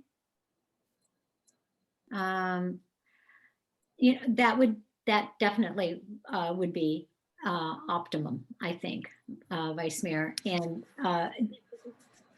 we are really at the mercy of the contractor. I can't sit here and say, well, if they'd only do this or this, can't they do that? And do we have anyone from the construction company online here tonight? No, we do not. Okay. And so we're kind of talking in a void. I agree with Vice Mayor that walking along El Camino is a dangerous prospect. I have been touting and championing protected bike and ped lanes on El Camino Real for 12 years. And I honestly think that in the future, it will come, because it's happening all along El Camino from San Francisco on down the corridor. There's plans in the mix, because it is a bike route, and it will come. It's just not going to come soon enough. But to assume the liability if we put any kind of barrier to protect our for that short period of stretch of land along El Camino is just a liability I don't think that the town can assume, because there's just too many unknowns. People walk up and down El Camino all the time. They bike up and down El Camino all the time. And I've always said, I think they're taking their lives in their hands. And so I agree that that is not an optimum situation. If I could, Madam Mayor, one of the things that's different now is that the town is kind of compelling people to walk on El Camino, because we've got our own construction project has cut off every other avenue for people to walk. So if someone's going to walk, they have to walk on El Camino it's only a block. So it's not, it's not. Well, I'd like to hear some more ideas and everything. Yeah. So before I open it up to the public for comments, I'd like to just make sure that council members have had all their questions asked and comments made. You have council member. Council member Widmer or council member DeGoya. Council member Widmer, your hand is up. Sure, thank you. So I agree. For a short period of time, I realize it's a liability to the town and it's a risk. People put up yeah, I see cement barriers up and down El Camino a lot. I really feel that we need to find a way to let those people get access to the park or wherever they need to go on foot. I just think it's only a month potentially, and I support Mike on that. Well, we're hoping in September or maybe late August. 2 months. Okay, 2 months. Well, it's a month and a half. Okay, month and a half. 6 weeks. Okay, I support Mike's position. Okay. All right. So Councilmember DeGoya. Yeah, I think that what Mike said is right, that basically the circumstances here are forcing people to walk on El Camino Real because there's no other alternative. There's no other alternative. And well, other than if there were residents that would open up a pathway in their backyards from Ashfield to Maple, which they could do. And I can understand there's an imposition there because you've got people walking past your house that otherwise wouldn't be. But those two I mean, we're forcing them on, if they're going to be on a public walkway, to go to El Camino Real because there's no other public walkway. I would encourage them to create a private walkway. I think that's the best solution if we can't offer a safe public walkway, because frankly, I don't like El Camino Real as an option. I think it's an unsafe option. But if that's the only one that we're providing them, I think we should have the town clean that walkway right next to the fence, because the safest location is as far away from the road as you can get. And while during this 2-month period, it will provide a little bit of security. Frankly, I don't think a whole lot, but a little bit of security to hug the fence and walk along El Camino Real. After this 2-month period, it will make visibility from Ashfield turning onto El Camino Real much better. And it's always been a problem at the corner of Ashfield and El Camino Real on the left-hand south-facing corner to be able to turn onto that street. So I think that would be a service that we could and should do. I do think that I would like to pursue safer alternatives than El Camino Real. And the best one I can see that the town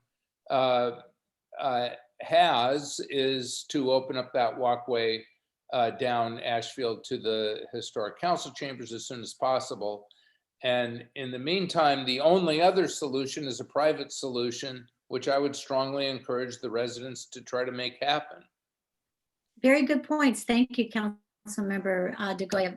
Councilmember Hawkins Manuelian. And then I think that I might have our city attorney weigh in on something for us, but Hawkins Manuelian, yes.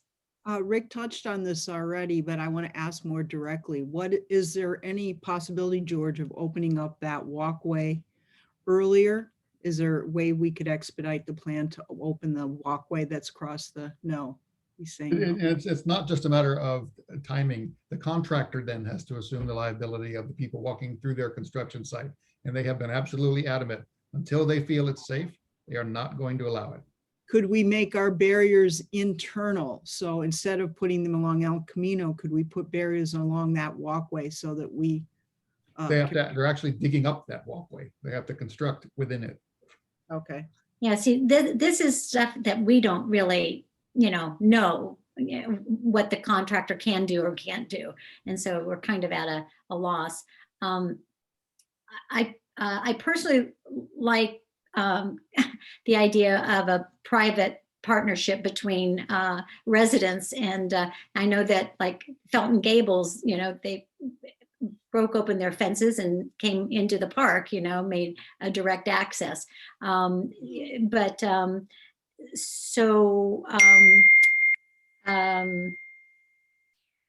Madam Mayor, if I could, just a quick point on the private things. We looked into that, and What? on the idea of a private passageway between two, take I two. have not looked into that. No, we have. What we have a little bit talked Oh, into you it. have, yes. Just want to raise the concept that neighbors were initially receptive, and then when they began to think about the same liability issues that the town is now thinking about, they began to get a little uncomfortable with it, as well as people were not thrilled, given the rise of burglaries in town, with the thought that people would be, walking through their backyards I see. in that way. Of course, of course, of course. Yes. Okay. City manager, where are we going to go? Shall I open it up to the public for comments at this point? Yes, there are a number of public in the room for that. Yes. Yes. Madam. So Michelle, you've had your hand up. Thank you very much for being patient. I'm going to call on you first. And you need to unmute. Thank you. You're very Well, I really appreciate this opportunity because my biggest concern is my children, especially my son. Eliminating that path has removed the only safe route to school for him to ride his bike to school. I can't drive him every day, so he will be looking at doing the one block on El Camino. So I've been trying it out this week with the path closed, walking the dog on El Camino, very close to the fence. And it is scary walking on El Camino. I can do it as an adult. I think on his bike, it's scarier. My daughter with disabilities, there's no way I would let her walk there even with me. I don't trust her to not pull into traffic.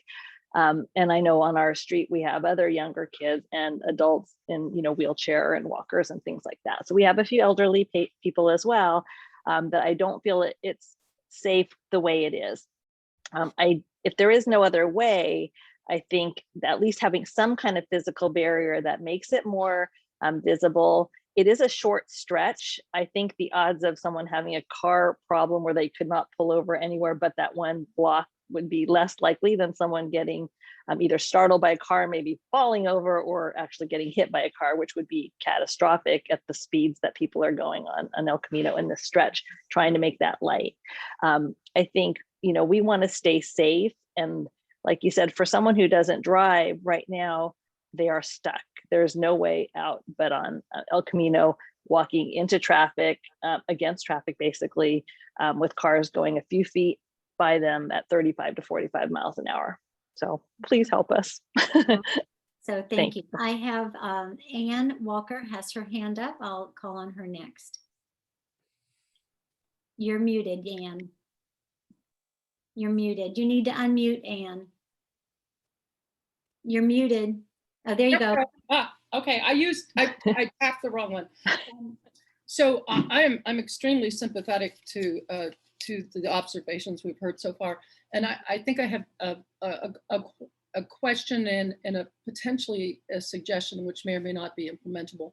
The question is, when are we talking about putting in these kind of concrete barriers like they have along 101? Because as you know, they're in the process of destroying the center thing on 101 for a whole bunch of miles. And they just had these concrete things. And I have to believe if those concrete barriers are enough to keep cars from injuring the workers, that if we use that, that these pedestrians with cars going even up to 45 would probably be pretty well protected. So that's the question. Yeah. And I guess it's another question, but the other thing is, I've certainly seen many places in Menlo Park from time to time where they close down lanes, okay?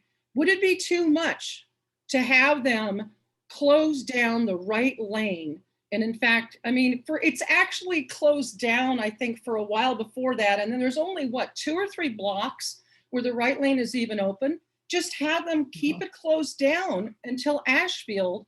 And then you have a much wider space, which would allow for both bicycles and pedestrians. Okay. So, okay, let's see. Thank you, Anne. I think the comment is it's not that the barriers would not protect the residents from cars running into them, but it would create an unsafe, potentially liability if a car in its normal path could not get out of the way of an accident because of the barrier. And because you've changed the existing conditions. That's what I heard city manager say. I don't know the legality of that at all, but anyway.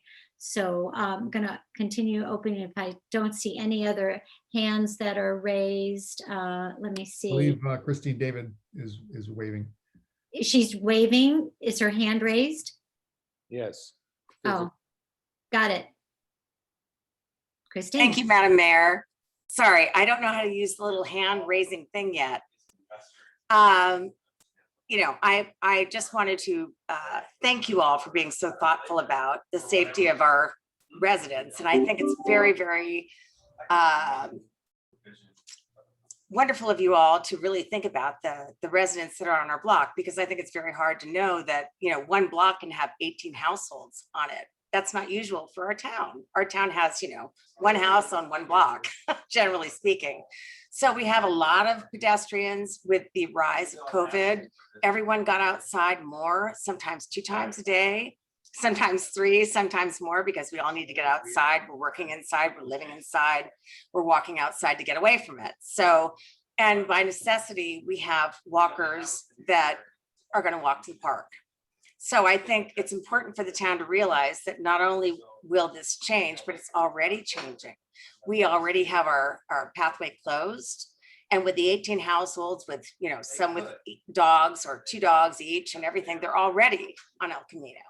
So it's an urgent request. And it's I hate to say it, I never thought I would say it, but it's a life or death request. And when I was driving back home today at 1:30 from Town and Country up on El Camino, I decided, okay, well, maybe it's only 25 miles an hour that cars would drive in the right-hand lane. Let's get in the right-hand lane and track someone. So I did. I tracked them in my sportsmobile that can go from 0 to 60 or 60 to 90 in seconds. And I told the chief this. I was following whoever would get in front of me and then track it, because maybe it would be like 25 miles an hour. But it wasn't. And I was going 35, the truck came in front of me, it hit the gas. I hit the gas in sports mode. I couldn't keep up with it. By the time I hit 50 miles an hour, I had to slow down to turn right on Ashfield. It's a really short break, but people are turning into that right lane to race towards the light that they know is there. They've known it for years. They don't anticipate any walkers on the highway. Why would anybody in their right mind be there? So we need to be notified. They need to be notified that walkers will be there and they need protection. And also the likelihood of something happening that would harm our town in terms of liability is much higher, because there's a huge population now walking up against traffic, 25 to 45 miles an hour or more. This guy was hitting 50 and I couldn't catch him.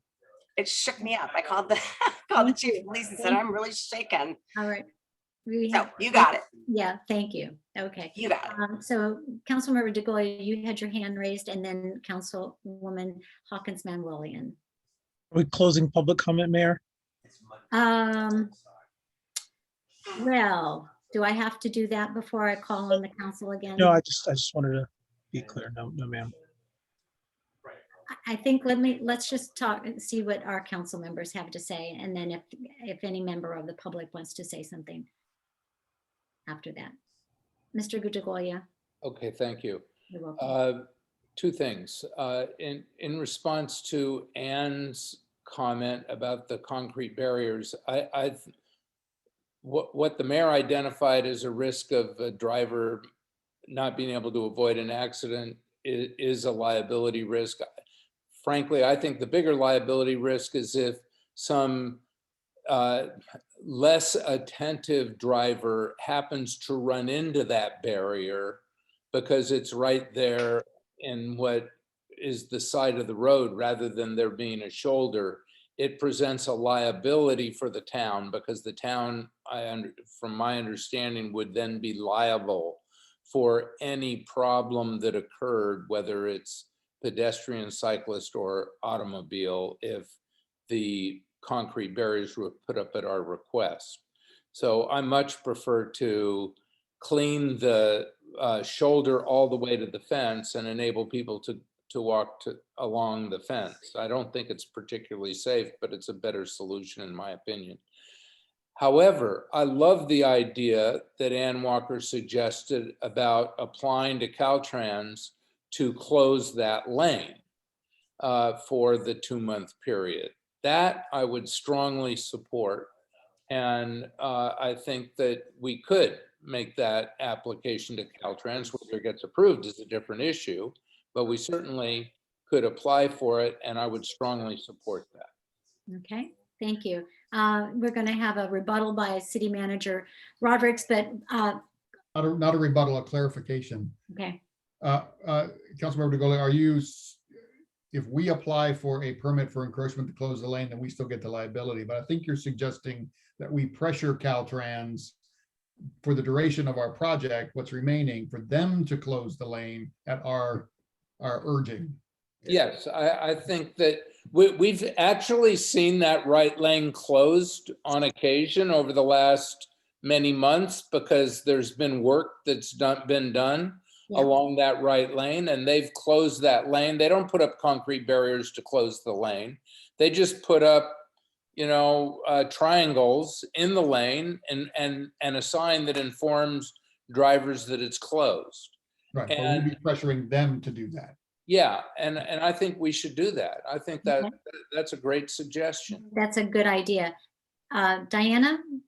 I actually have a question. I'm curious how much it would cost us to do the barriers for those 2 or 3 months versus just cleaning out the side of the road. So nobody's talked about how much it's going to cost us to do any of this for those 3 months. Yeah, I'm not sure. You know, yeah, that's a good question. Obviously, finances is always, you know, how much is it going to cost? But it's life and death at this point, as you know, residents are certainly feeling that their lives are in jeopardy, and they have no other way out because we've completely landlocked them. But I think we've had some very good suggestions, creative suggestions. I think that the cleaning out, I don't know how much room we really get if we just really cut everything back, you know, to the fence and put down some gravel and made it like a little path so that, it could be walked on easily, and it would not be changing the condition of the environment so that it wouldn't impact that. I don't know that. Nobody's done a little study about that to show us, but that certainly is something that I would recommend to make it safer for residents walking up and down there. And maybe we could even put a barrier at the very edge that would still give the cars the ability to zoom off onto the right of way without hitting them. Councilmember Widmer, you have a comment. Yeah, I like the idea of asking Caltrans to close the lane. You know, the lanes are closed all the time in Menlo Park.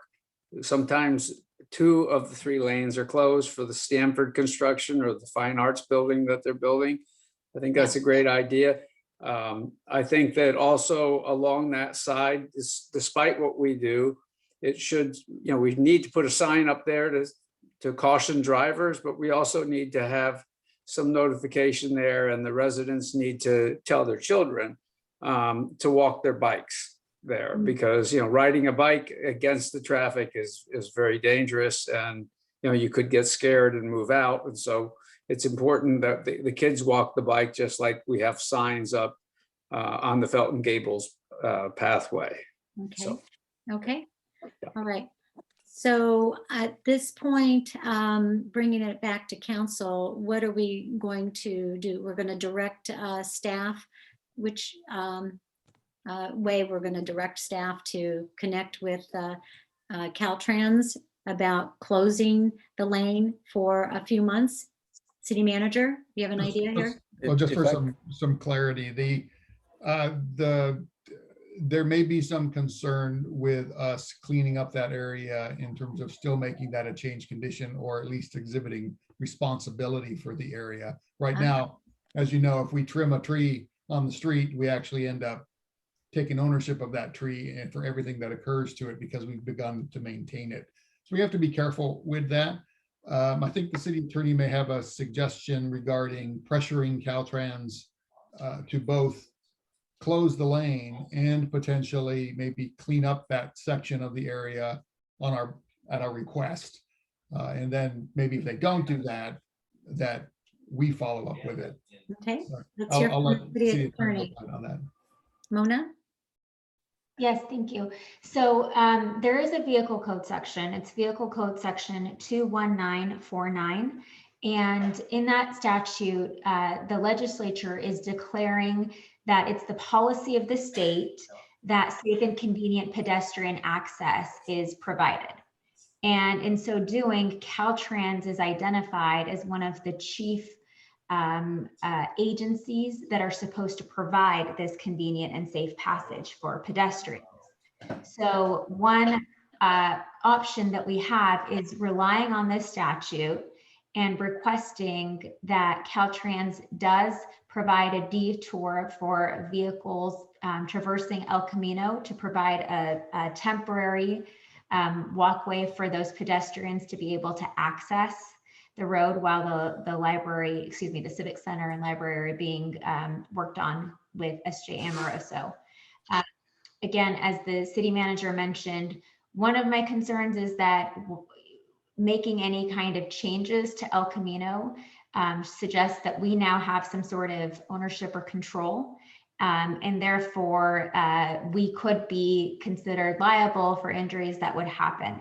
So if the council were to have a belt and suspenders approach of first contacting Caltrans and requesting that as the department, as the state's arm to provide safe transportation for vehicles and pedestrians, that it's their responsibility, duty, and obligation to do this for our Atherton residents.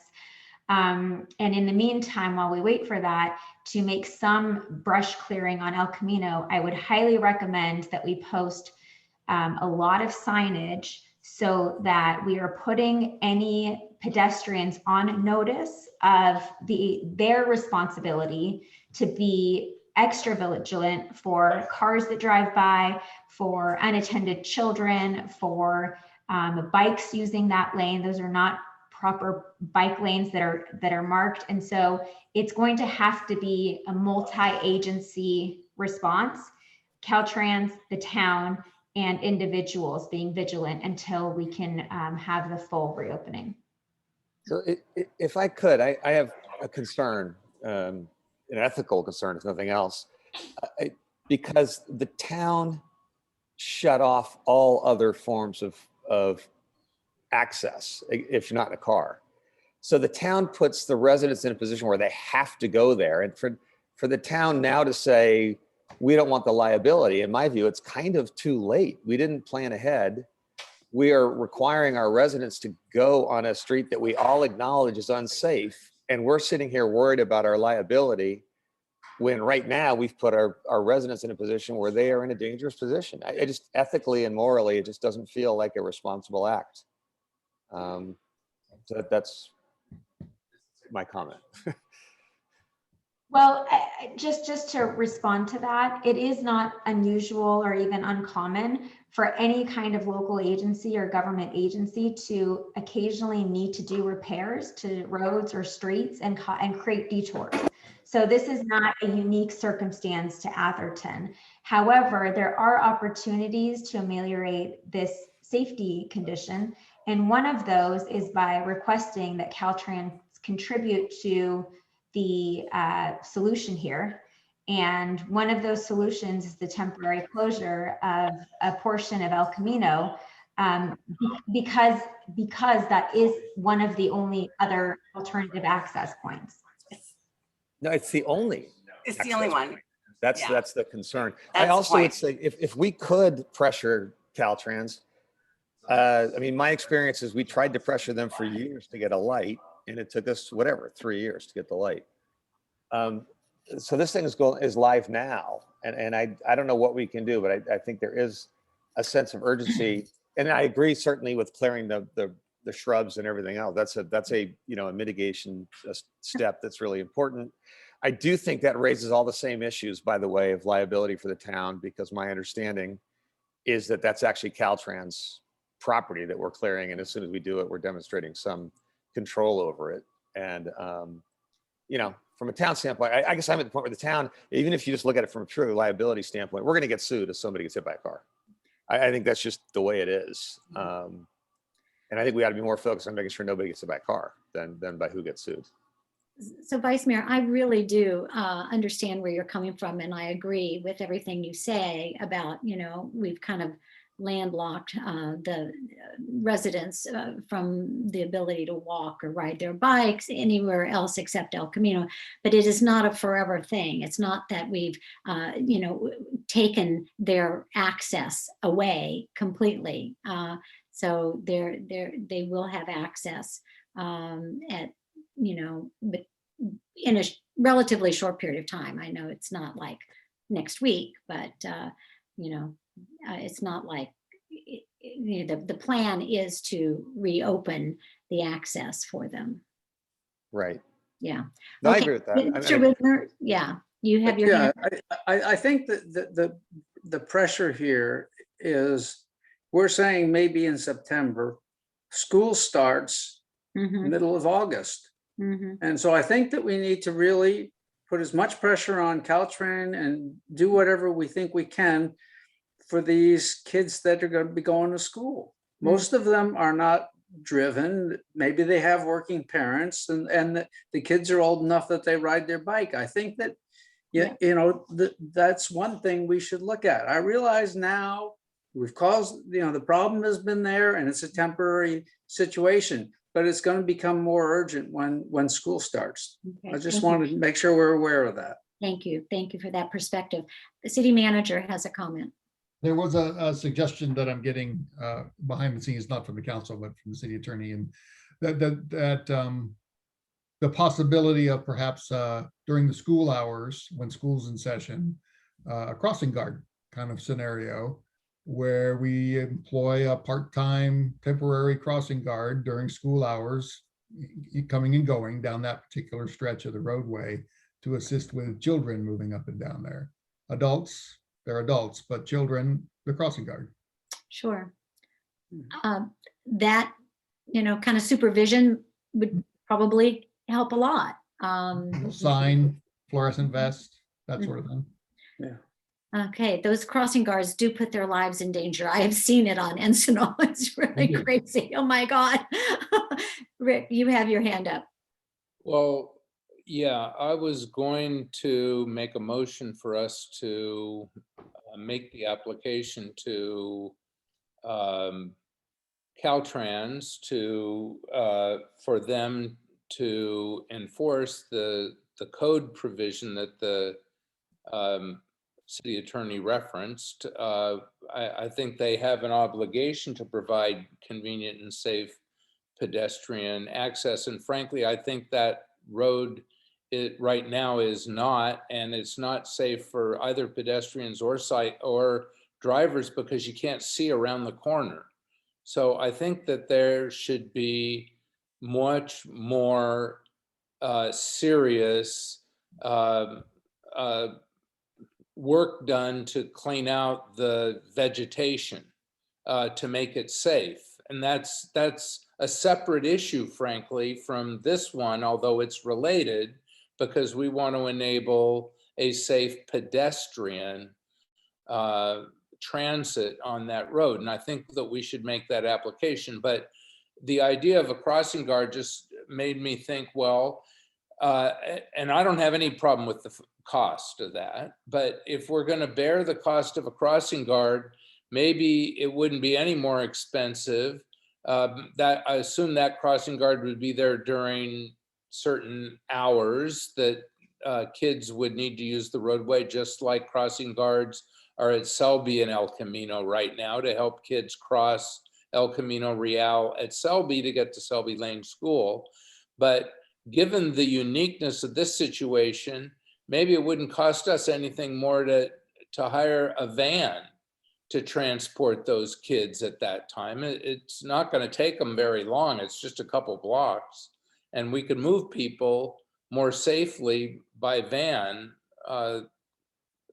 that, you know, while that roadway isn't yet while we're in the process of applying, to ask Caltrans to close that lane, which I think we should do. I think that's an excellent suggestion, and to get rid of much of the vegetation so that it's safer. Like do a little shuttle service for the residents of Ashfield, but everybody has different timeframes that they, come and go or whatever. Well, I think the principal focus here is, if you create a time frame when people know they can walk, then you give them an opportunity that they otherwise don't have. So at least you give them an opportunity, and that time frame should certainly be when when the kids are going to need to use it. I think we're really thinking outside of the box. There's lots of good ideas coming around. So, City Manager, where do we go from here? I don't know that we have a motion to do anything necessarily. We did. I think Councilmember DeGolia's motion was to pressure Caltrans using this California Vehicle Code section to close the lane, as well as make cleanup improvements along that section of the shoulder. And that would be something that city attorney would do in like a legal request. Right. Could we split that up a little bit? Because I'm hearing a few different things. Like, I don't know what's involved in I think we all agree we should clear the shrub back and do whatever we can on the side of the road. Mm-hmm. And I don't know, George, whether that requires an encroachment permit. Yes. If From we were to do that, Caltrans. yes. But if they do it, that's their business. No, We can get them to do it.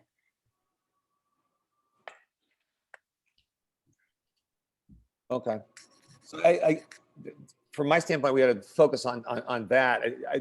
And I guess I hadn't even realized until you said that we had two options there to make sure that shrub gets picked back. One option is we apply for an encroachment and do it ourselves, and the other is we lean on Caltrans to try to do it. Caltrans to try to do it. That's correct. And I think Councilmember DeGolia can discern between which ones you meant, but there's two options. Yeah, I think we should pressure Caltrans or apply to Caltrans to close the lane during this period. Yeah. And to allow us, we do all the work, we do the vegetation work on their behalf, right? And is it? No. That would be two different things. If we're going to do the work, it's our encroachment permit, not their behalf. Okay.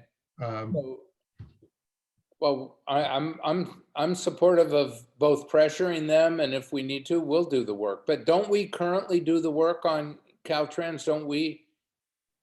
For some, yes, for some of the area, and Robert can advise on that. Robert, what are the conditions of our permit now?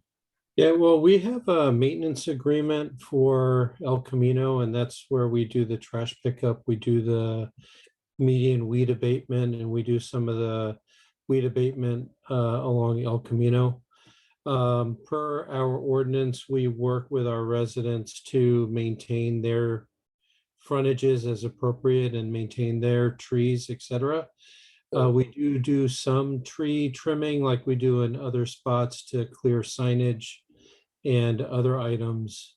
So what I would suggest, I think that we would work with the residents to make sure that the vegetation is cleared. We do some weed abatement and we can do some weed abatement and other things. Tree trimming, I think we would just talk to the residents to take care of their trees.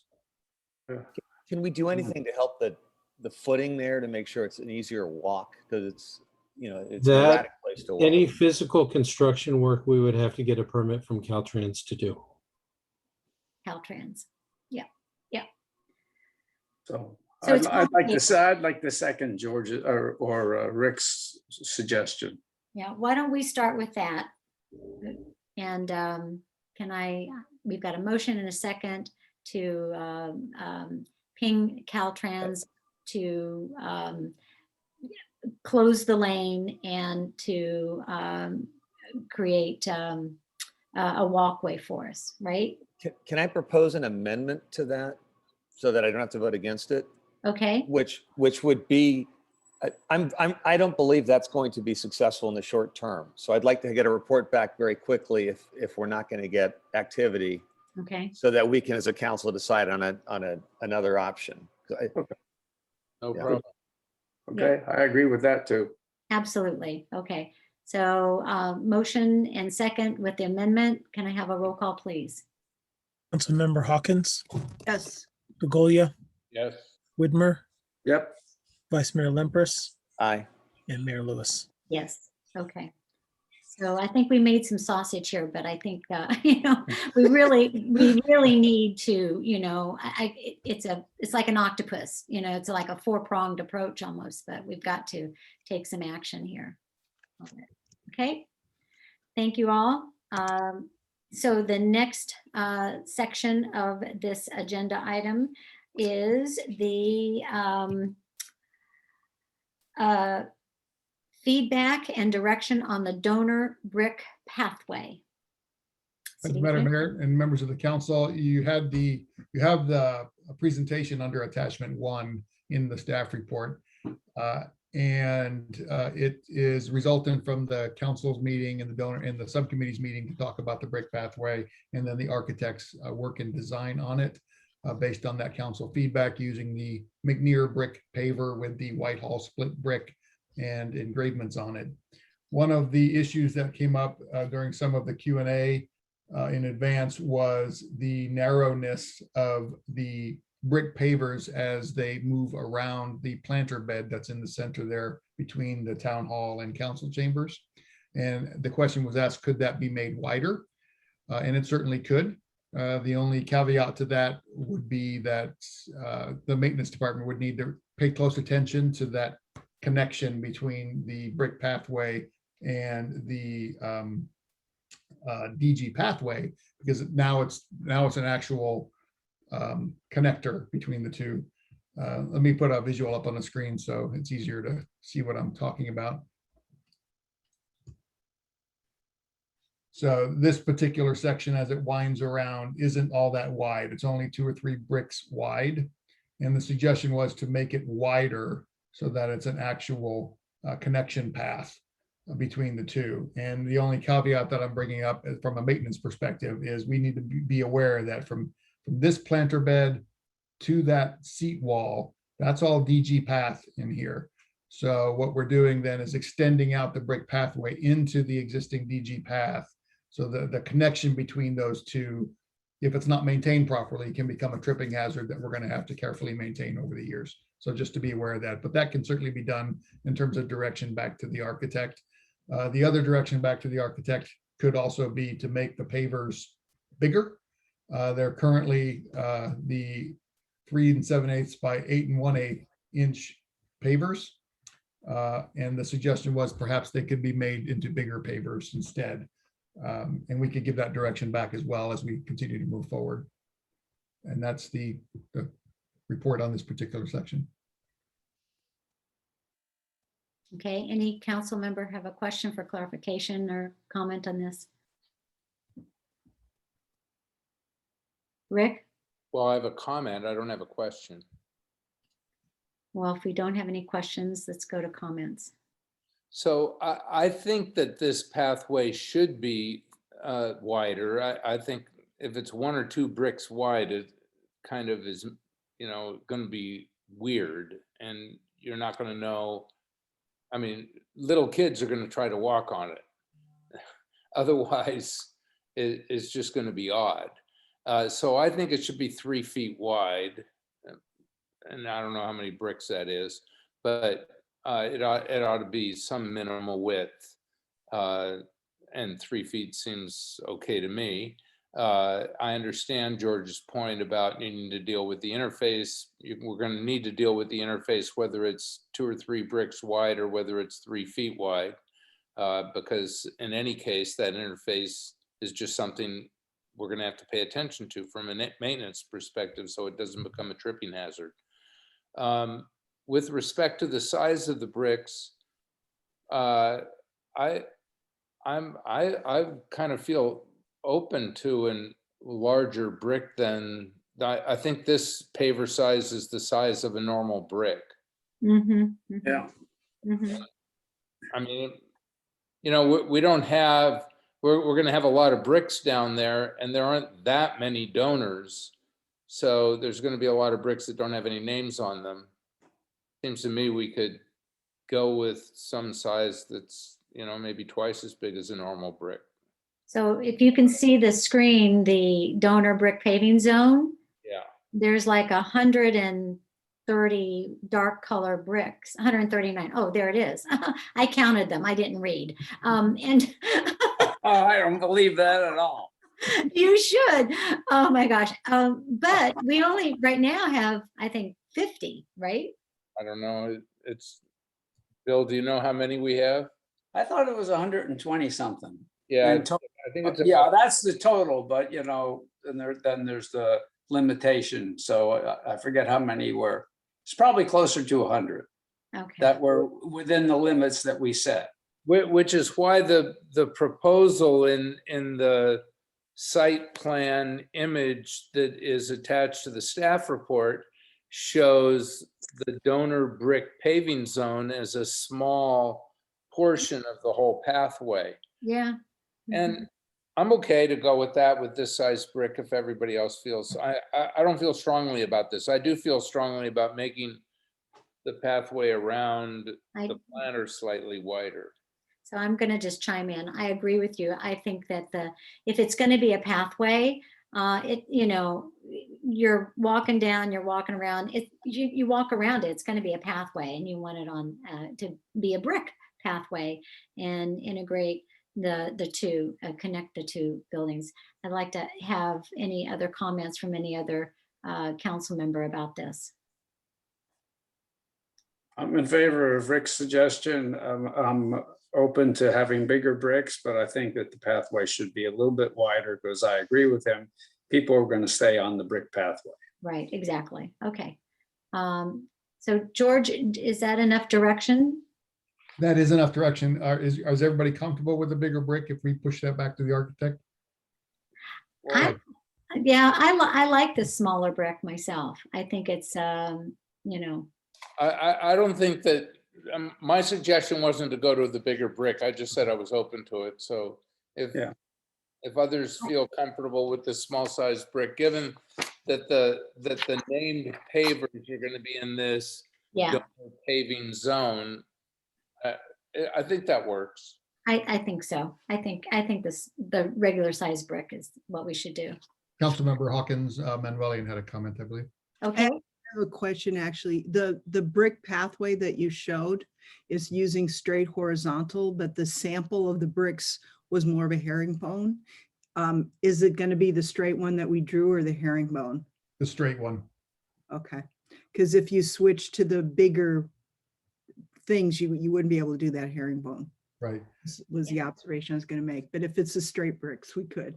So I believe, Madam Mayor, I do have direction then, same size brick, 3 feet wide, at least minimum pathway around that planter bed. The only other comment I wanted to make was with that direction, we now need to reach back out to Atherton now to make sure that we get the names that we're going to be putting on these bricks in the configuration that we need that in, and there needs to be some lead time to do that. Yes. So I wanted to give the council a heads up for that, and maybe the donor subcommittee can make a report on some of that contact with Atherton now. Okay. Can the donor subcommittee do that? Rick and I met with George earlier today, and I've spoken to Sandy a few times, although she owes me another call back today, or tomorrow probably it will be.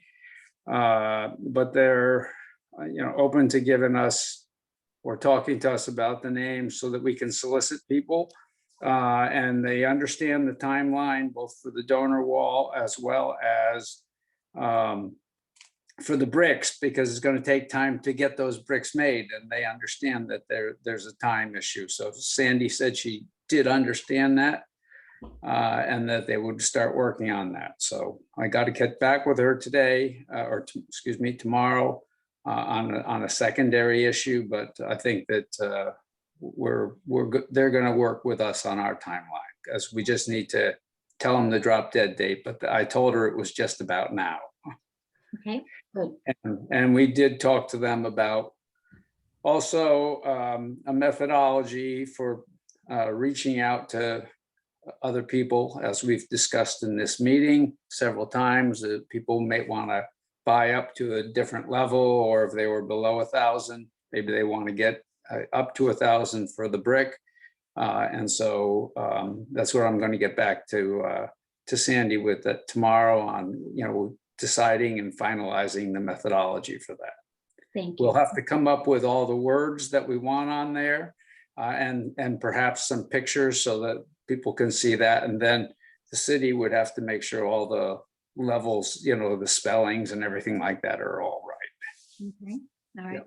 So thank you. And yes, I do think that now that we are really having a reality come forth with this and a plan that people can touch and feel and see. And one of our residents just pinged everybody in the chat room about solicitation of donations for the bricks and how much does it cost. The buy a brick, get your name on a brick was a Atherton Now outreach to all the residents. It was sent via a mail some time ago, and there was like a $4,000 amount for that. But in council proceedings recently, we have reduced the level of contribution for a brick at $1,000, and you get your name on a brick. So I think that we do have an opportunity to go back out to the residents and say, this is really a reality now, and would you like to have your name on a brick? And here's the level, the benchmark level, but as much as you want. Yeah, and we should do that to an all resident. Absolutely. Mail. Right. Yeah. Okay. On that, I agree. That's a great idea. Thank you. I also think we're gonna have an opportunity as we look at trees and landscaping to do something similar. Like for some reason, I think it'd be great to buy a tree. That's just whatever. It appeals to my sense of whatever. And I think there's others who would probably the same. So we might want to do a coordinated kind of mailing if we're going to do another mailing town-wide to give people opportunity to invest not just in bricks, but maybe in something else. Yeah, is everybody, most people on this donated a tree or 2 trees or several trees to the event garden. We charged $250 for each of them. And they were sold out within, I think a 2-week period. So there's a very low bar for entry on that. I think we need to raise the bar. Yeah. Okay. Well, I'm just saying, people do like trees. Yeah. Well, and my point is, if we're gonna do an all resident mailing on brick, on something, we ought to, I think, include things other than just bricks if we can. If we got another hook for people. Super. Thank you. Okay. Is that enough direction? That's on that one. That's fine. And so then the next item is the fountain. Oh. And the fountain subcommittee took a trek up till Silvestri and picked a fountain, as the council's aware, and I will put that on the screen first. So that is the image of the fountain that was selected in its color and style. And in the staff report, you have a visual of its layout on the wall of Town Hall. And so some of the preliminary feedback has been perhaps it could be centered on the wall better. And also that there is no expansion joint right here. It's actually, this expansion joint exists, but this one does not. So the suggestion was to move it over and center it on that panel. Yeah. And then also the suggestion was whether or not we needed or wanted the riser tiles that are consistent with what's on the interior stairs. The landscaping we can adjust as we need to. That's not a big issue. But the riser tile, we need to kind of make a determination on whether we want that or not. So city manager, I feel that this graphic rendering does not adequately depict the potential existing conditions because I guess the gray wainscoting that is against the building there, that's not a pathway, is it? That is literally the edge of the building. And the only way to get into the city hall is up that ramp, correct? That, well, up the ramp or the front door, yes.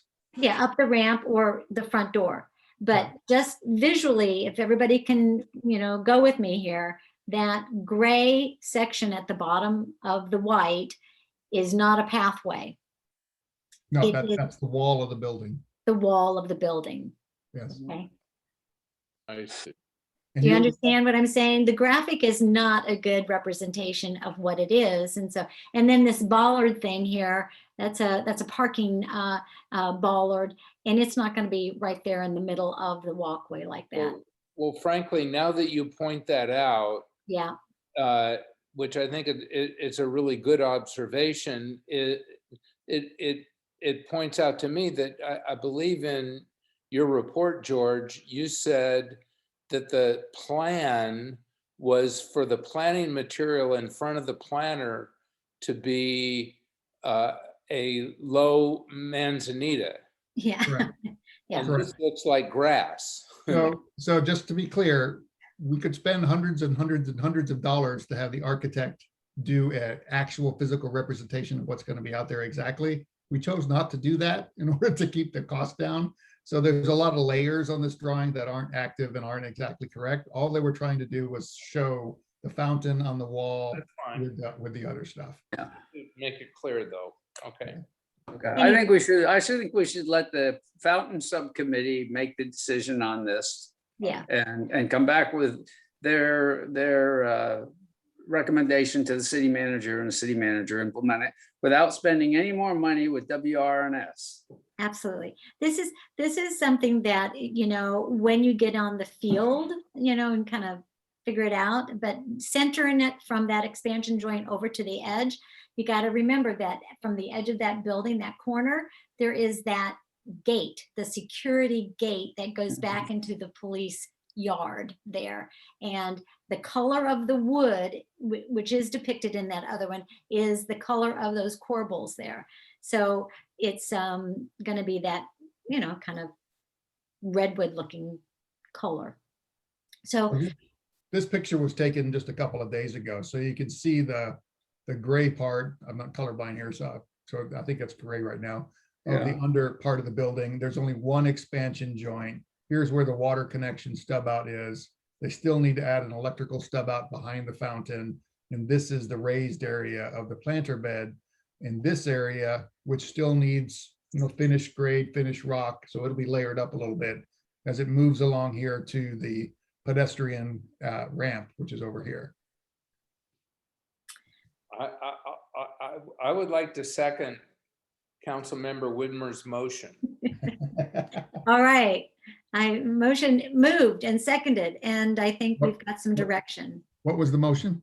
Well, to have the fountain subcommittee. And let them make the decision with you and for it not to come back to us. Yes, exactly.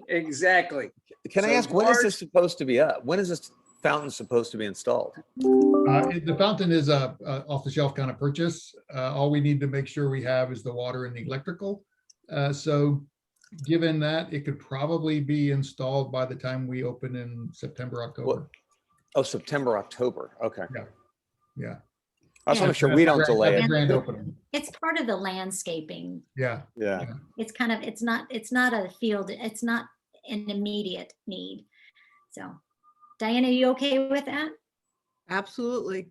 Super. Okay, let's move on. All right, are we finished with that item, George?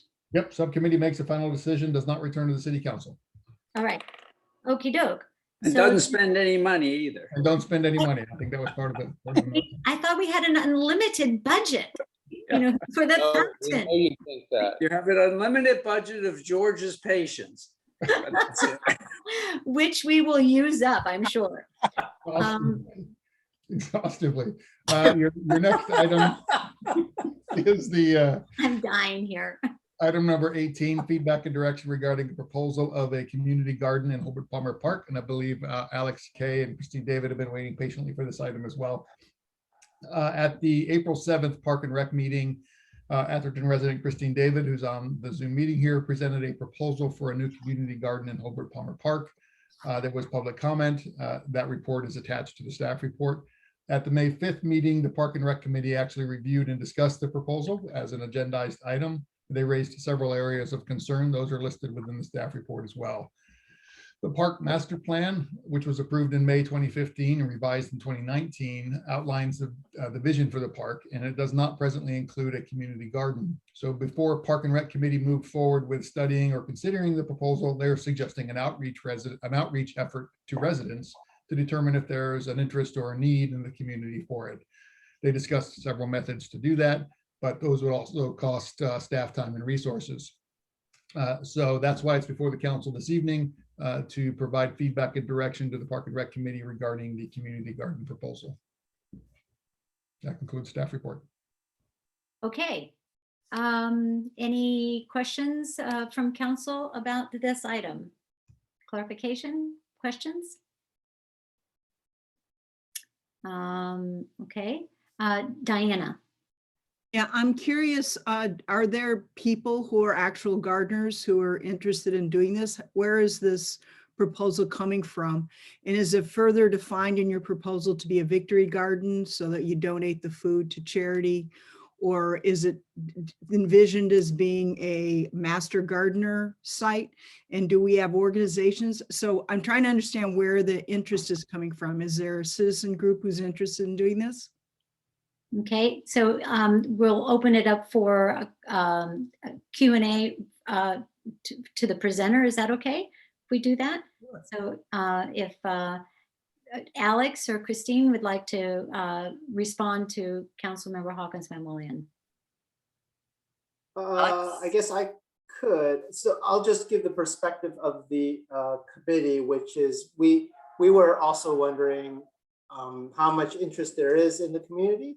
We weren't sure when the item was presented, there wasn't any public comment given it one way or the other. We did hear one, we did get an email for one member of the public who was against the idea, but we wanted to see, well, maybe other members of the community are interested. So it was our idea to ask, hey, can we get some, can we get some, maybe put it out in the newsletter, hear from the community if they want to have this garden or not, because we have a lot of questions about how will it be paid for, who's going to run it, who's going to take care of it, and the upfront costs and then the operating costs, and certainly questions that Council Member Hawkins Mamoulian those are valid questions as well. So that's what we wanted to see, if there was enough interest, and if there was interest, then a lot of those questions could get answered by the community members who are interested in doing it. And I apologize for my son. No, it's fine. It's fine. So any other member of the council have a question or comment about this item? No question or comment about this item at all? Rick? Well, I'll make a comment because I've heard it presented in some detail before the Park and Rec Committee. And I think that it is focused on an area of one of the strengths of the proposal is it is focused on an area of the park that is a pretty messy area of the park right now. Right now there's some irises that are in bloom in that area across the roadway from where the fountain is. And that is not the area that is being targeted, but it's kind of an open area that doesn't have trees other than, I think there's a couple palm trees that are kind of misfits that are in that area. So to clean up, I always like proposals that are going to clean up an area of the park that is not well cared for. And this is an area that isn't very well cared for. That's a strength of it. One of the weaknesses of it is it proposes raised beds, which would only have 8 raised beds, I think. So, you know, it's a relatively limited number of people that would participate in it. And I think that Diana's questions are appropriate to understand exactly how it would work is you know, an appropriate. Okay. Thank you. Councilmember Widmer, you have your hand raised. Yes, let's hear from you. Yeah, you might remember, Madam Mayor, that the master gardeners one time considered coming down to our park, and we were going to put them out by the I think it was the corporation yard, and you know, and subsequently they they got offered land up where they were originally up in San Mateo. But they were going to hold classes and do other things, you know, on an educational basis, as well as, you know, grow their plants that they sell at there. And I think at that time, that was a good proposal. There was some concern, but I thought that was a good proposal because the whole community could have benefited from that. I don't see this as that. I see this as a few people are going to potentially benefit themselves. I just don't see the need for it. The park is the people's park, not 8 or 4 people who are going to have their own garden there because they don't want to put one in their yard. I see it personally, that would be a gift of taxpayer dollars, giving a part of the park away to certain people. I worry about the costs associated with it, of securing it, of building it, managing it, those type of things. That's going to have additional costs, and is anybody going to really pay for that? So for that reason, I am not in favor of this proposal. I appreciate Christine and the Park and Rec bringing it forward. It was innovative. I do agree with Rick that as we clean up the park and we do some of the arrangements, we need to clean up the park. You know, that's due all over the place. And I look forward to the landscaping contract that we're going to have hopefully soon. But I'm not in favor of having a garden in the park. Okay, thank you. Vice Mayor Lempres, can you make a comment on this? I feel like we don't really know enough. I guess I'm struggling to understand exactly what the question is. Is the question to whether to authorize the town to use some resources to explore whether this is worth pursuing? Yeah. That is the question? Yes. Yeah, and I guess my thought is if there's an easy way to do that, I'm not opposed to that, but I don't right now see a compelling need to, expend a lot of resources or really focus on this right now. So Diana, yes. I think I agree with Mike, but I think that the idea of doing a victory garden or something that involves classes and whatnot that would be of public interest is great. But I think the onus should be on the people who are proposing it to come up with the support for it, meaning when you come in with a proposal like this, you should say, here's the master gardener that's going to do it. Here's where it's going to be a victory garden. Here's where the money's going to be donated. I don't think the onus should be on us to flush it out. I'm not opposed to it, but it's not flushed out at this point. So I don't know that I would spend money to flush that out, given all the other stuff. But if it were to come back to us as a flush proposal, then I would feel differently because I love the concept. Mm-hmm. Okay, so I admire the energy that was put into the proposal, and the thought of doing something like that is really kind of romantic in a way. A community garden in our park, and we're going to clean up an area that's kind of messy right now, and we're going to put some planter boxes in. I don't know if any of you have ever had your own garden. So in the very beginning, when you plant your little seedlings, and they start to grow, they look really nice. And then they get, old and leggy and they die. I mean, just go over and look at Rick's garden and, every now and then. Exactly. It's not that pretty sometimes. I mean, it truly isn't. And we know that. And it takes a lot of attention and care and maintenance. And I just don't think that the town or any volunteer would spend that much time. I mean, they'd be all excited about it for a while, but after the bloom was off, it gets by the wayside. And a lot of these community gardens are not in a park situation. They're kind of in a vacant land, unused portion of some excess land of a city where, the community around that specific area would be able, or living in high density, don't have a plot of ground. Pretty much every person in Atherton has a little plot of ground to build a garden. So I'm just not in favor of going forward with this. I think that it would be a mistake for the town to send out a survey. It would be kind of a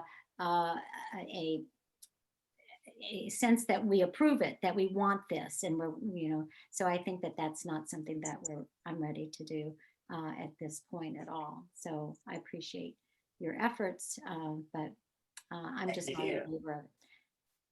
Do we need a motion on this? No, ma'am, it was just feedback and direction. Okay. Does any member of the public have anything that they want to say about this other than the presenters? Yeah, I can say one other thing there. Okay. If you get a chance. Yes. The schools occasionally have these gardens. I know the last one that was in the Menlo Park School District was at Encinal. And they had it for a year because as you pointed out, it got unattainable to manage. No one took care of it. And they ended up just disbanding the whole thing and cleaning it up. So, if you want to maybe suggest that at the school, that might be good, and it would be educational for the kids and stuff like that. But I just don't see it in our park. That's Betsy Colby. Hi, Betsy. How are you? You're muted. Yeah, there you go. Unmute. Sorry. Yeah, good. I love to garden, obviously, and I had sent a note to Christine. I don't think a community garden is the right idea, but an alternative would be to organize a group of people that could work in the garden, maybe like a monthly thing. I know I guess it's the Atherton Garden Guild. They take care of the rose garden area. So this group could help working on a common area in the garden, and it could be a social activity as well, and maybe also involve some sort of an educational component. So I would encourage Christine to maybe think about that as a way to bring people together and benefit the whole garden, the common areas in the garden. Thank you, Betsy. Thank you. Councilmember Hawkins-Man William has her hand raised. Yes. Oh, you're muted.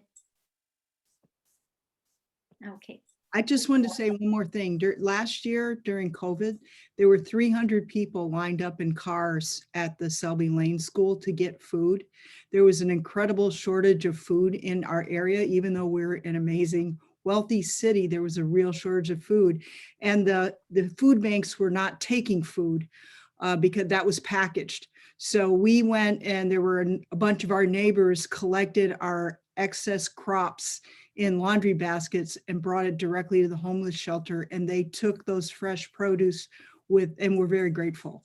And I would applaud and encourage anyone who wants to do victory gardens, even if there's a network of gardeners there's also organizations that'll come and pick your fruit off your property and then give it to charity. So any effort in that way, I would 100% support, and count me in to help any way I can, because that is a need that's out there. And we do have gardeners, and we have a lot of land and a lot of unused fruit. So I just wanted to add that to the conversation.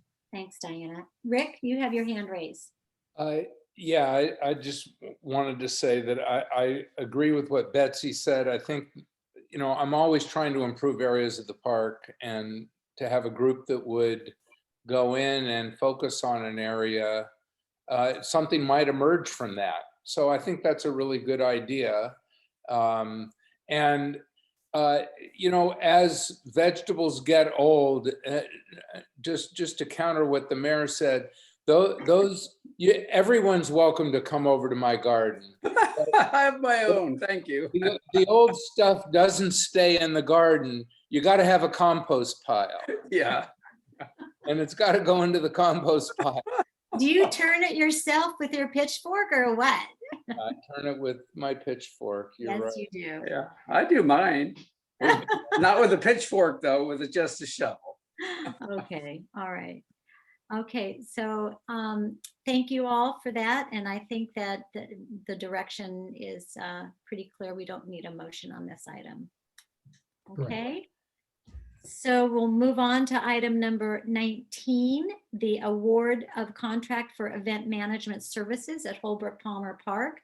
And with the long list of events that have been scheduled for the rest of the year, I think that we need to seriously consider all of this. So let's talk about this. City Manager.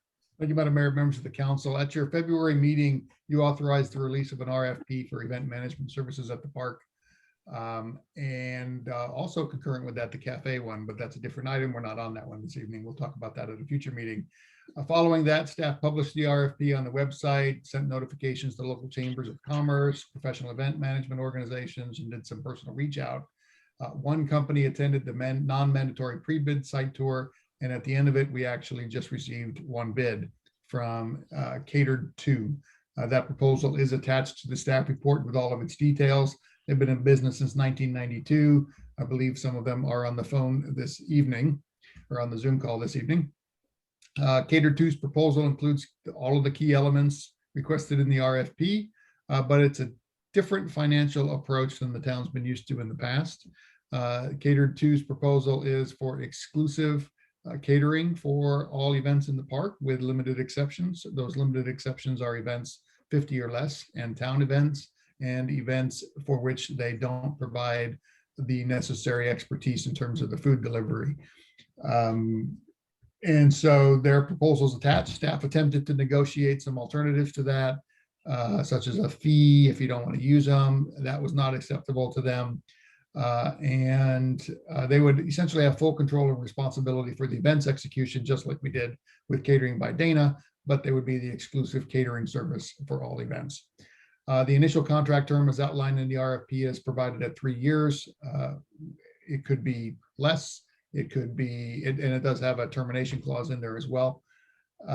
Should the council not approve the contract tonight with Catered To, we could look at some alternatives using staff in the short term while we consider going back out to bid.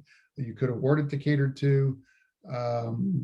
We could postpone it for a short period of time. There's been some interest in touring their facility to see what their food service might be like. So you could postpone it to July and consider it at that point after we've arranged some sort of site visit. So there's a number of options out there for the council's consideration. But again, I think, Robert, are there representatives from Catered To on the line this evening? Yes, we have, I think, 3 representatives from Catered To. We have Joe Lobo, who is the general manager, on the line, available to answer any questions about their general operations. Their controller, I think, is on the line, as well as their catering manager. And so just a little bit of background, Catered To has done several events at the park for folks that have rented facilities at the park. They're familiar with the park itself and its operations, but I'm available to answer any questions as well as members from Catered To. Okay, thank you, Robert. Council, any questions for this item? Vice Mayor? No. Bill? Yeah, Robert, could you confirm that there was a second organization but was not able to put together a bid due to the pandemic? And if we look at this again in a few months, that they would possibly be able to bid? That's a rumor that I've heard. We did have one other company come and tour the park. It wasn't on the pre-scheduled date. And I'm going to say, as you're aware, the pandemic has impacted a lot of folks in different ways. A lot of catering businesses like Catering by Dana shut down completely. A lot of places went on pause. The company that did come and take a look at the park indicated that they were having staffing issues, or they were just gearing up to open their facilities and needed to focus on that, but indicated that the timing wasn't right for them.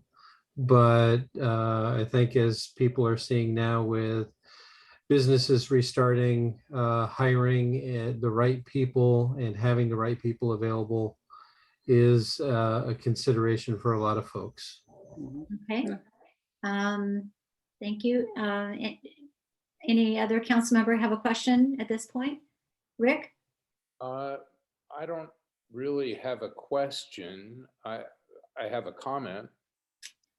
Okay, let's do that. Okay, so first, I want to thank Catered To for submitting the proposal. I think we all recognize that this business area, more than ever, more than any, is in great transition and response to this pandemic. And we've seen this with restaurants all over the place, some of which have closed, others of which have had to have, almost all of which have laid off people and are having real serious problems getting people back to be able to respond as everyone who's been cooped up wants to get out. So I appreciate the proposal. And I feel pretty open to this idea. I want to know, I'm glad to hear that Catered To has worked in the park. I want to know that, you know, it's a professional organization and they do a good job. If they've worked in the park, I assume that they do. I like George's suggestion of visiting them. I think that's kind of a due diligence issue and a reasonable due diligence issue for us to pursue. In terms of the exclusive catering, given the situation, I don't think it's an unreasonable request.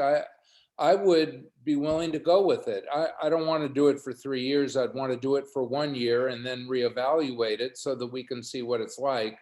But I would hope that would be acceptable to all the parties. And I mean, there's probably some other small specifics that we need that would make sense to look at, but I'm open to it. Yeah.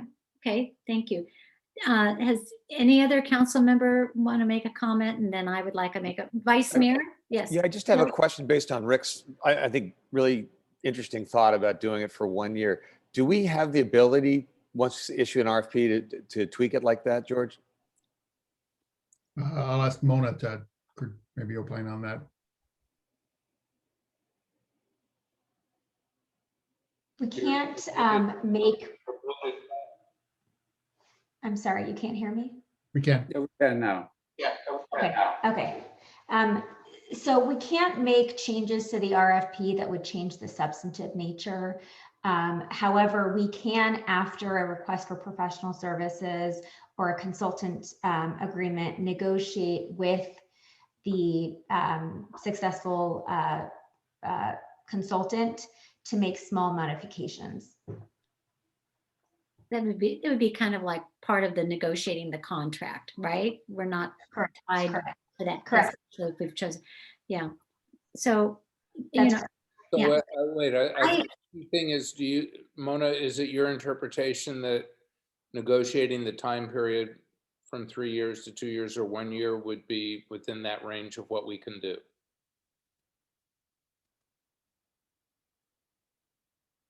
I think we can ask, to be fair, we should be able to ask the other respondents if they wish to provide alternative proposals for the shorter time frame to make sure that everyone.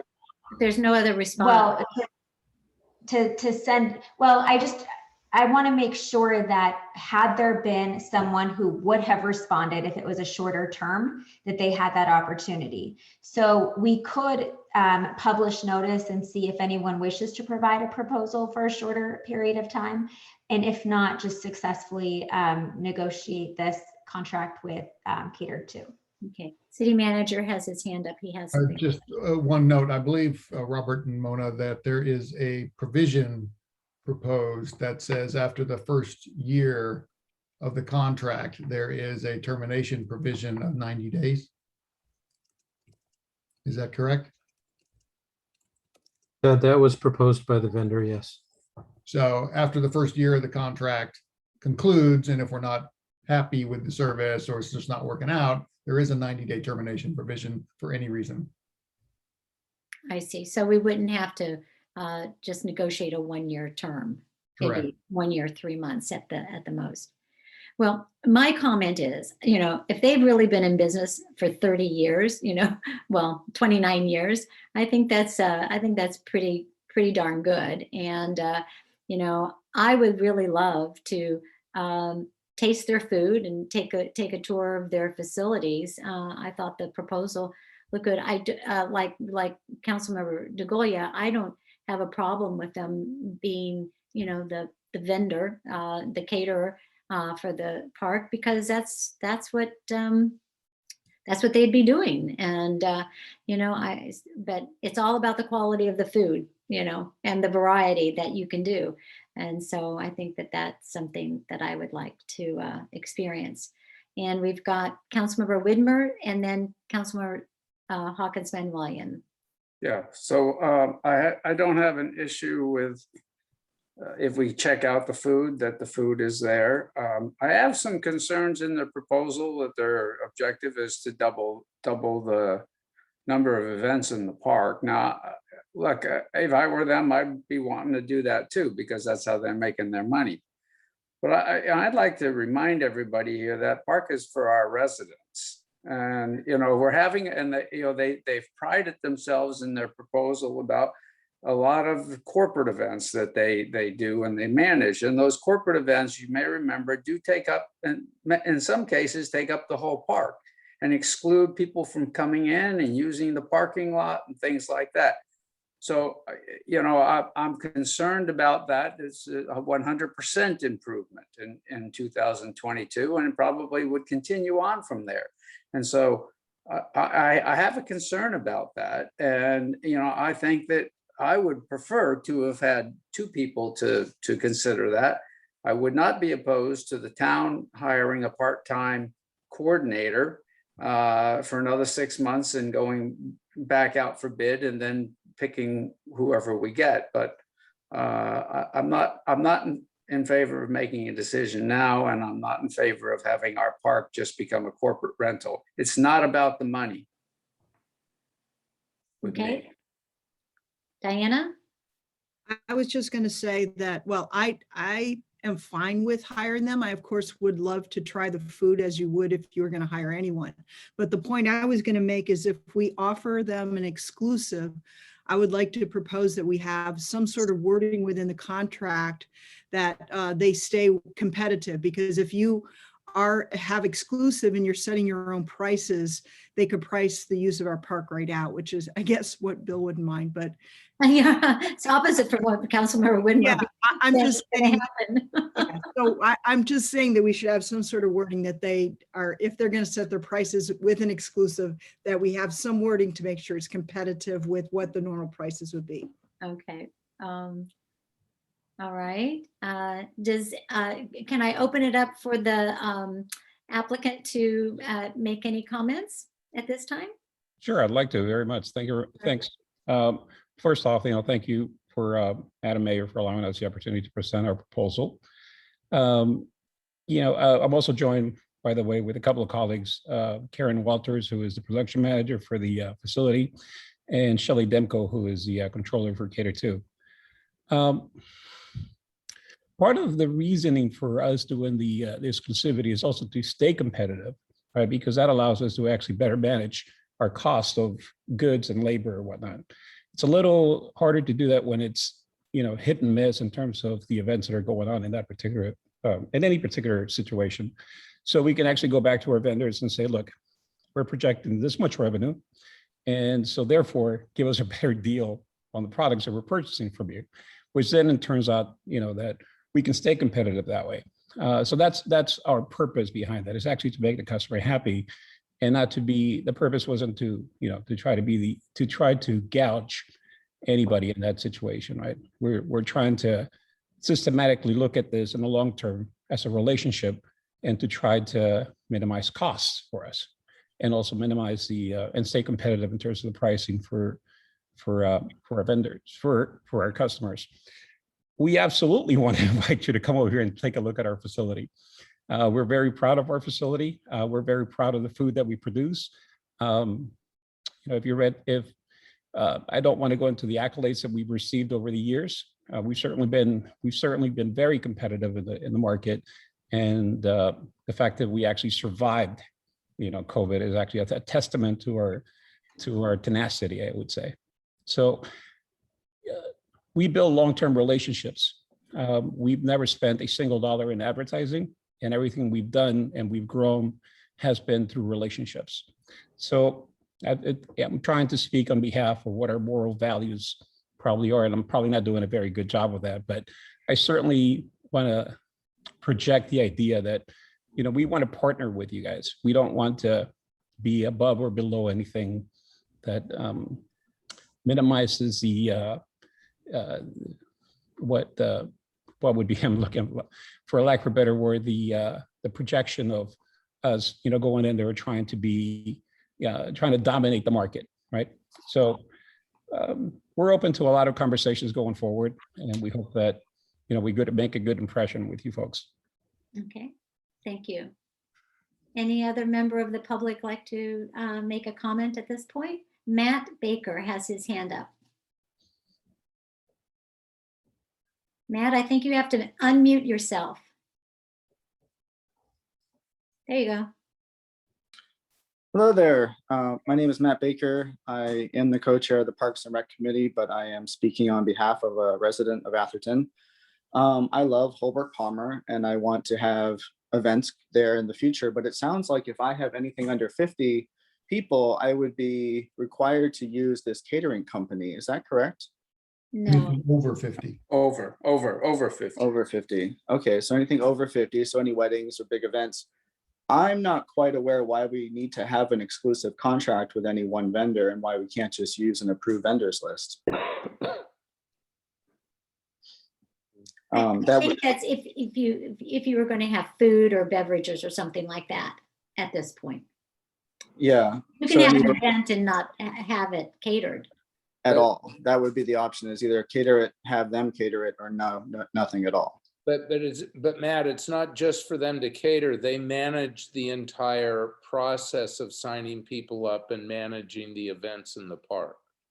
Yeah, set up and.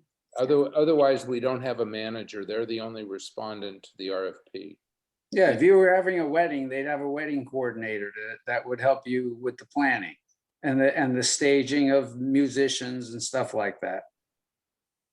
Okay, but I'm required to use them for catering.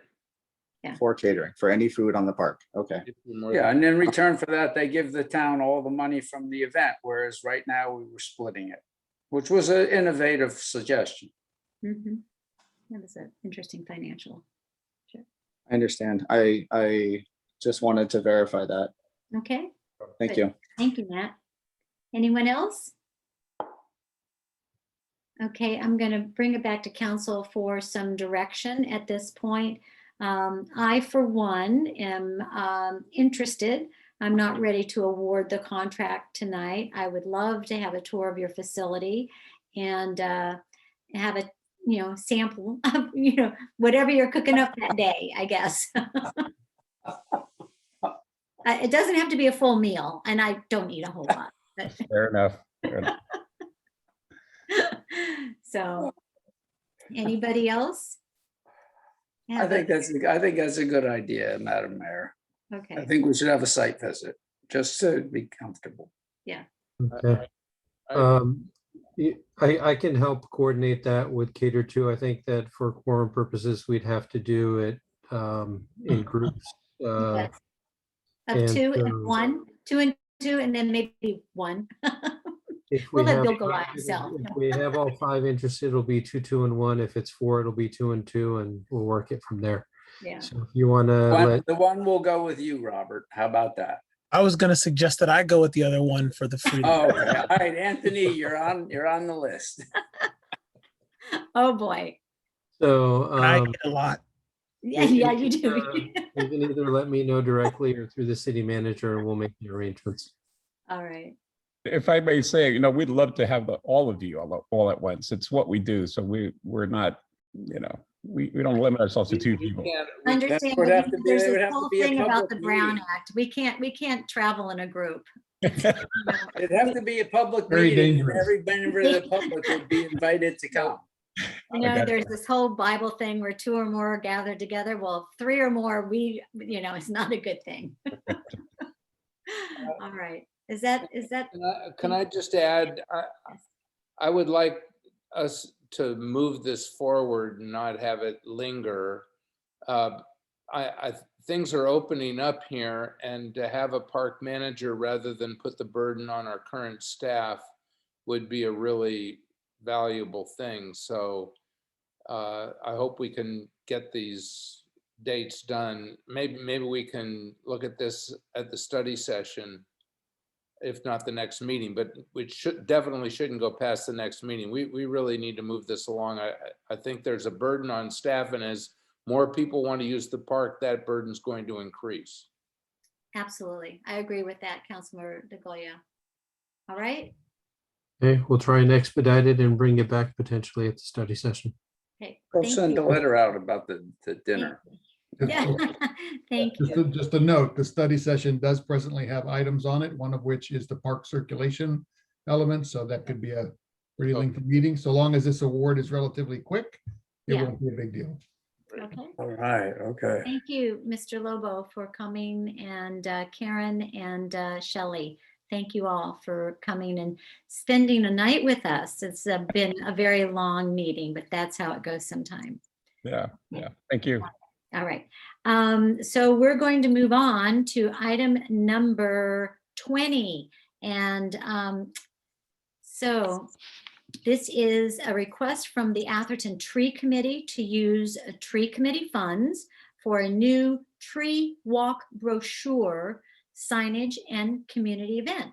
City Manager, you had your hand up. You want to kind of kick it off here? Yep. Thank you, Madam Mayor. So Betsy Colby, Atherton resident and tree committee member, initiated a project for an official tree walk in the park with a companion brochure. She recruited Julie Robertson, Park and Rec Committee member, as well as Dorothy Hunter from the Atherton Arts Foundation to work on the project with staff. The subcommittee's idea is to create an official tree identification walk around the park that includes a brochure highlighting the history of the park, as well as providing information on 25 specifically identified trees. There may be others in the park of interest, but these are 25 identified trees. A tree map would also be created in the middle of the brochure. Subcommittee proposes a community event to kick off the release of the brochure, an official tree walk. It would coincide with the art show, which is August 21st and 22nd. And at the May 5th Park and Rec Committee meeting, the committee reviewed and supported the project, and the committee felt the project was consistent with the town's Tree City USA designation and consistent with the mission of the park. They proposed to spend approximately $2,500 from the tree fund that the town has as a separate fund. We have about $26,000 in that fund. So the funding for this would come from there. And they would fund the purchase, the town would fund the purchase and the installation of some tree identification plaques. We already have some out there. You see the QR codes out there in the park now. Those were put in a number of years ago. And so it's about time that they be refurbished and upgraded. So that's the staff report. Okay, thank you very much. Any member of the council have a question for City Manager or for Betsy? Yes. Bill. For Betsy. Betsy, can we add trees to that list? I get a lot of questions about the cork oak when I'm walking around the park. It's a very unusual tree. Many people don't see those. And I was surprised to see that one wasn't on the list. Yeah, that was intentional because we did not want to encourage anyone to try removing bark. Good point. Well, put a cage around it. Wine bottle. I think you should include it. And then put a sign, do not touch the cork. Yeah. Anyway, all right. Any other question? Rick?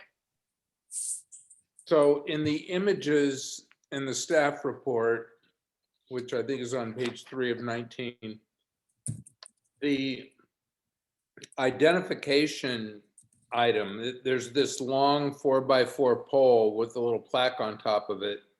That is much higher, a longer piece of wood than the current tree identification plaques that are around the park. They're about that big. And yeah, I think they're probably 2 feet high or some, whatever they are. I I assume we're not, so the first question is this representative of what's being suggested? Let me just stop there. I'd like to answer that. I think that that's intended for potentially holding up a map of the park and the placement of the trees. In front of each tree would be a small 4x4 post, similar to what we have now with the QR codes. Okay. So then let me just, that's great. That answers my question. And let me just make a comment. The fourth image on that page looks like an image of the park with the location of the different trees, which looks to me relatively similar to those housings that we had in front of the historic town hall and over by the library for the town center. I don't know if we can use the same housings that we had before, but I think that's a great idea, and I think this image is terrific.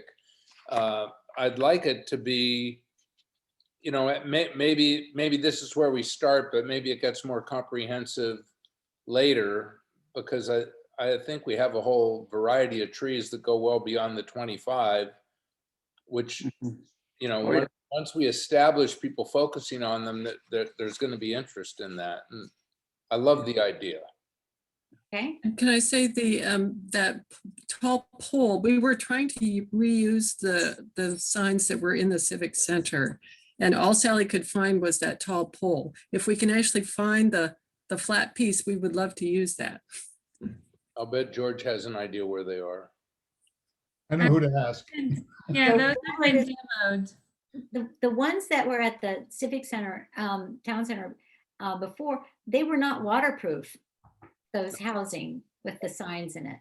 So, Right, so we would laminate whatever we put in there. yeah, but the glass was not waterproof and it would fog up and then you couldn't read what was inside of it.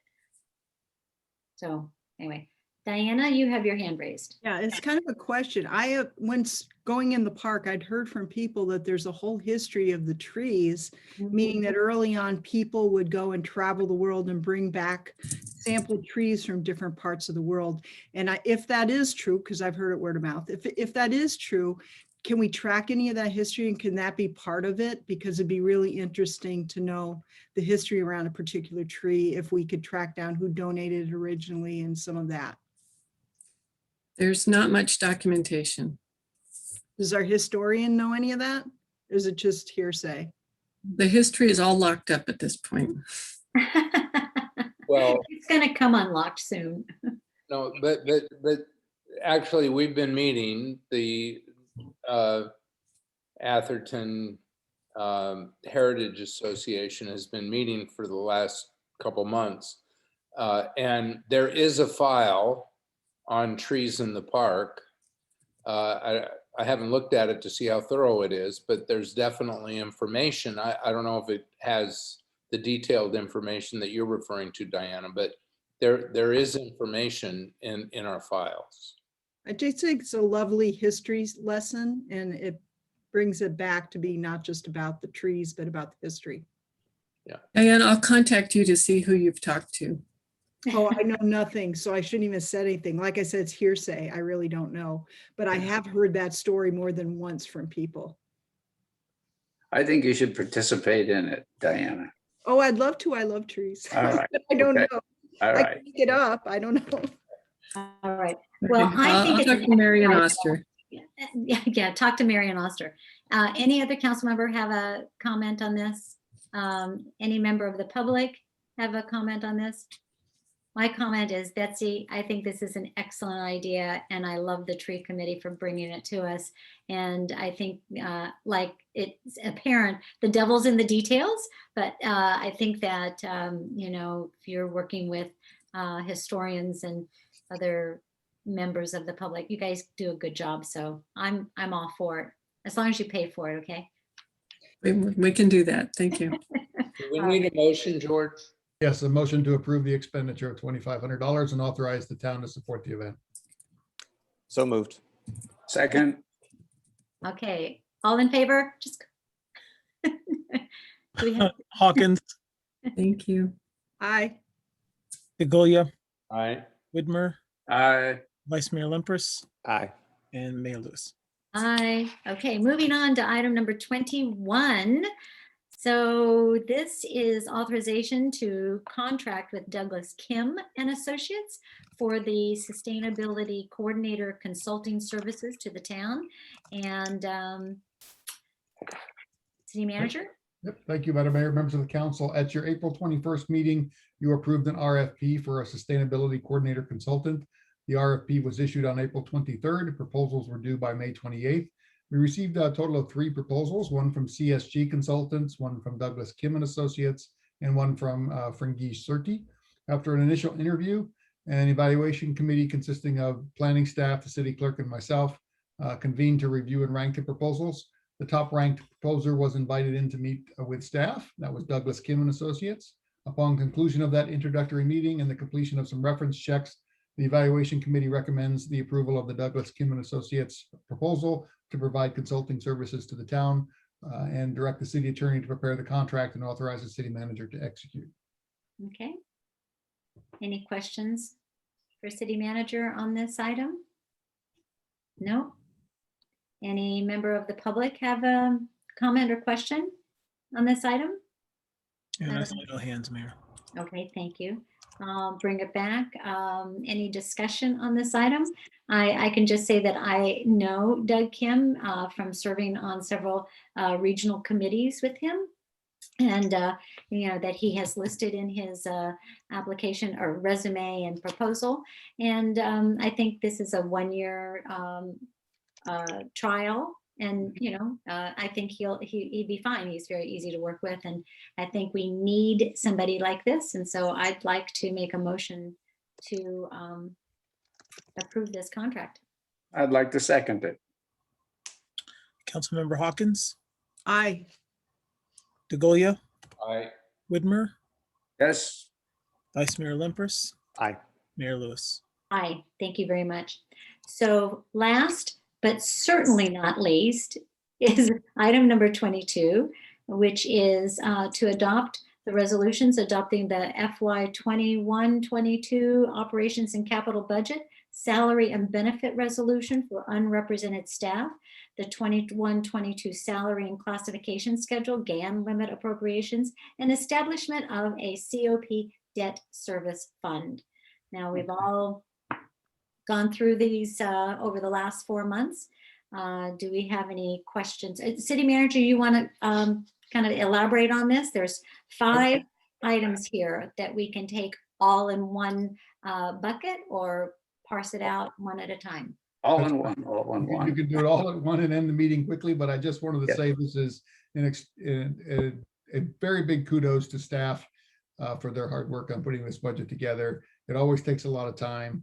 And I believe this time they also put it in a very nice binder for Spiral, a spiral thing. I love it. Very, very nice and very handy and easy to flip through. So with So that, Is Robert going to give us a PowerPoint? No. Can we order up some more of those? Because I want to hand them out to some of my residents and say, you have got to read this.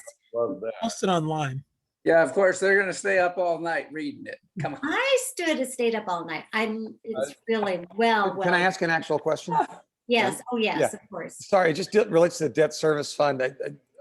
My understanding is they're essentially putting a placeholder in here now. So what would be next steps for consideration of any fund like that? So this is actually establishing the restricted fund. It doesn't put any money in the fund. It just establishes it. And then in September, Robert and I put together a spreadsheet of cash, not cash flow, but all the different revenues and expenditures of the town, projected it out over 5 years. And you'll be able to identify the various different priority buckets, CIP plan buckets, long-term debt, long-term liability, and debt service. And at that point, you can allocate some of our unallocated general fund balance into that fund to begin building that up for the payoff of the COP at 5 years. Makes perfect sense. Thank you. I'm looking forward to that really big spreadsheet. It's not that big. Oh. I'd like to make a recommendation that we approve resolutions 1 through 5. I'll second that. Okay, we have a motion. We had had no discussion on this, but thank you very much. We've discussed it for 3 months. All right. Motion Councilmember and a Hawkins, second. Yes. Aye. DeGolia, Aye. Widmer, Aye. Vice Mayor Lemprus, He's muted. But he said aye very loudly through the meeting. I heard it, and Mayor Aye. Lewis. Aye.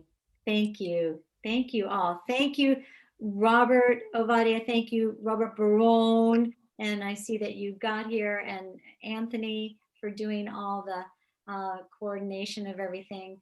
Chief McCulley for hanging in there with us. So that is the end of our agenda items, except for council reports and comments. Anybody wants to make any more comments or speeches? If not, Move adjournment. the meeting is adjourned. Thank you all. So happy June. See you in July. All right. See you later. Bye. You all. Good night. Good night. Good night.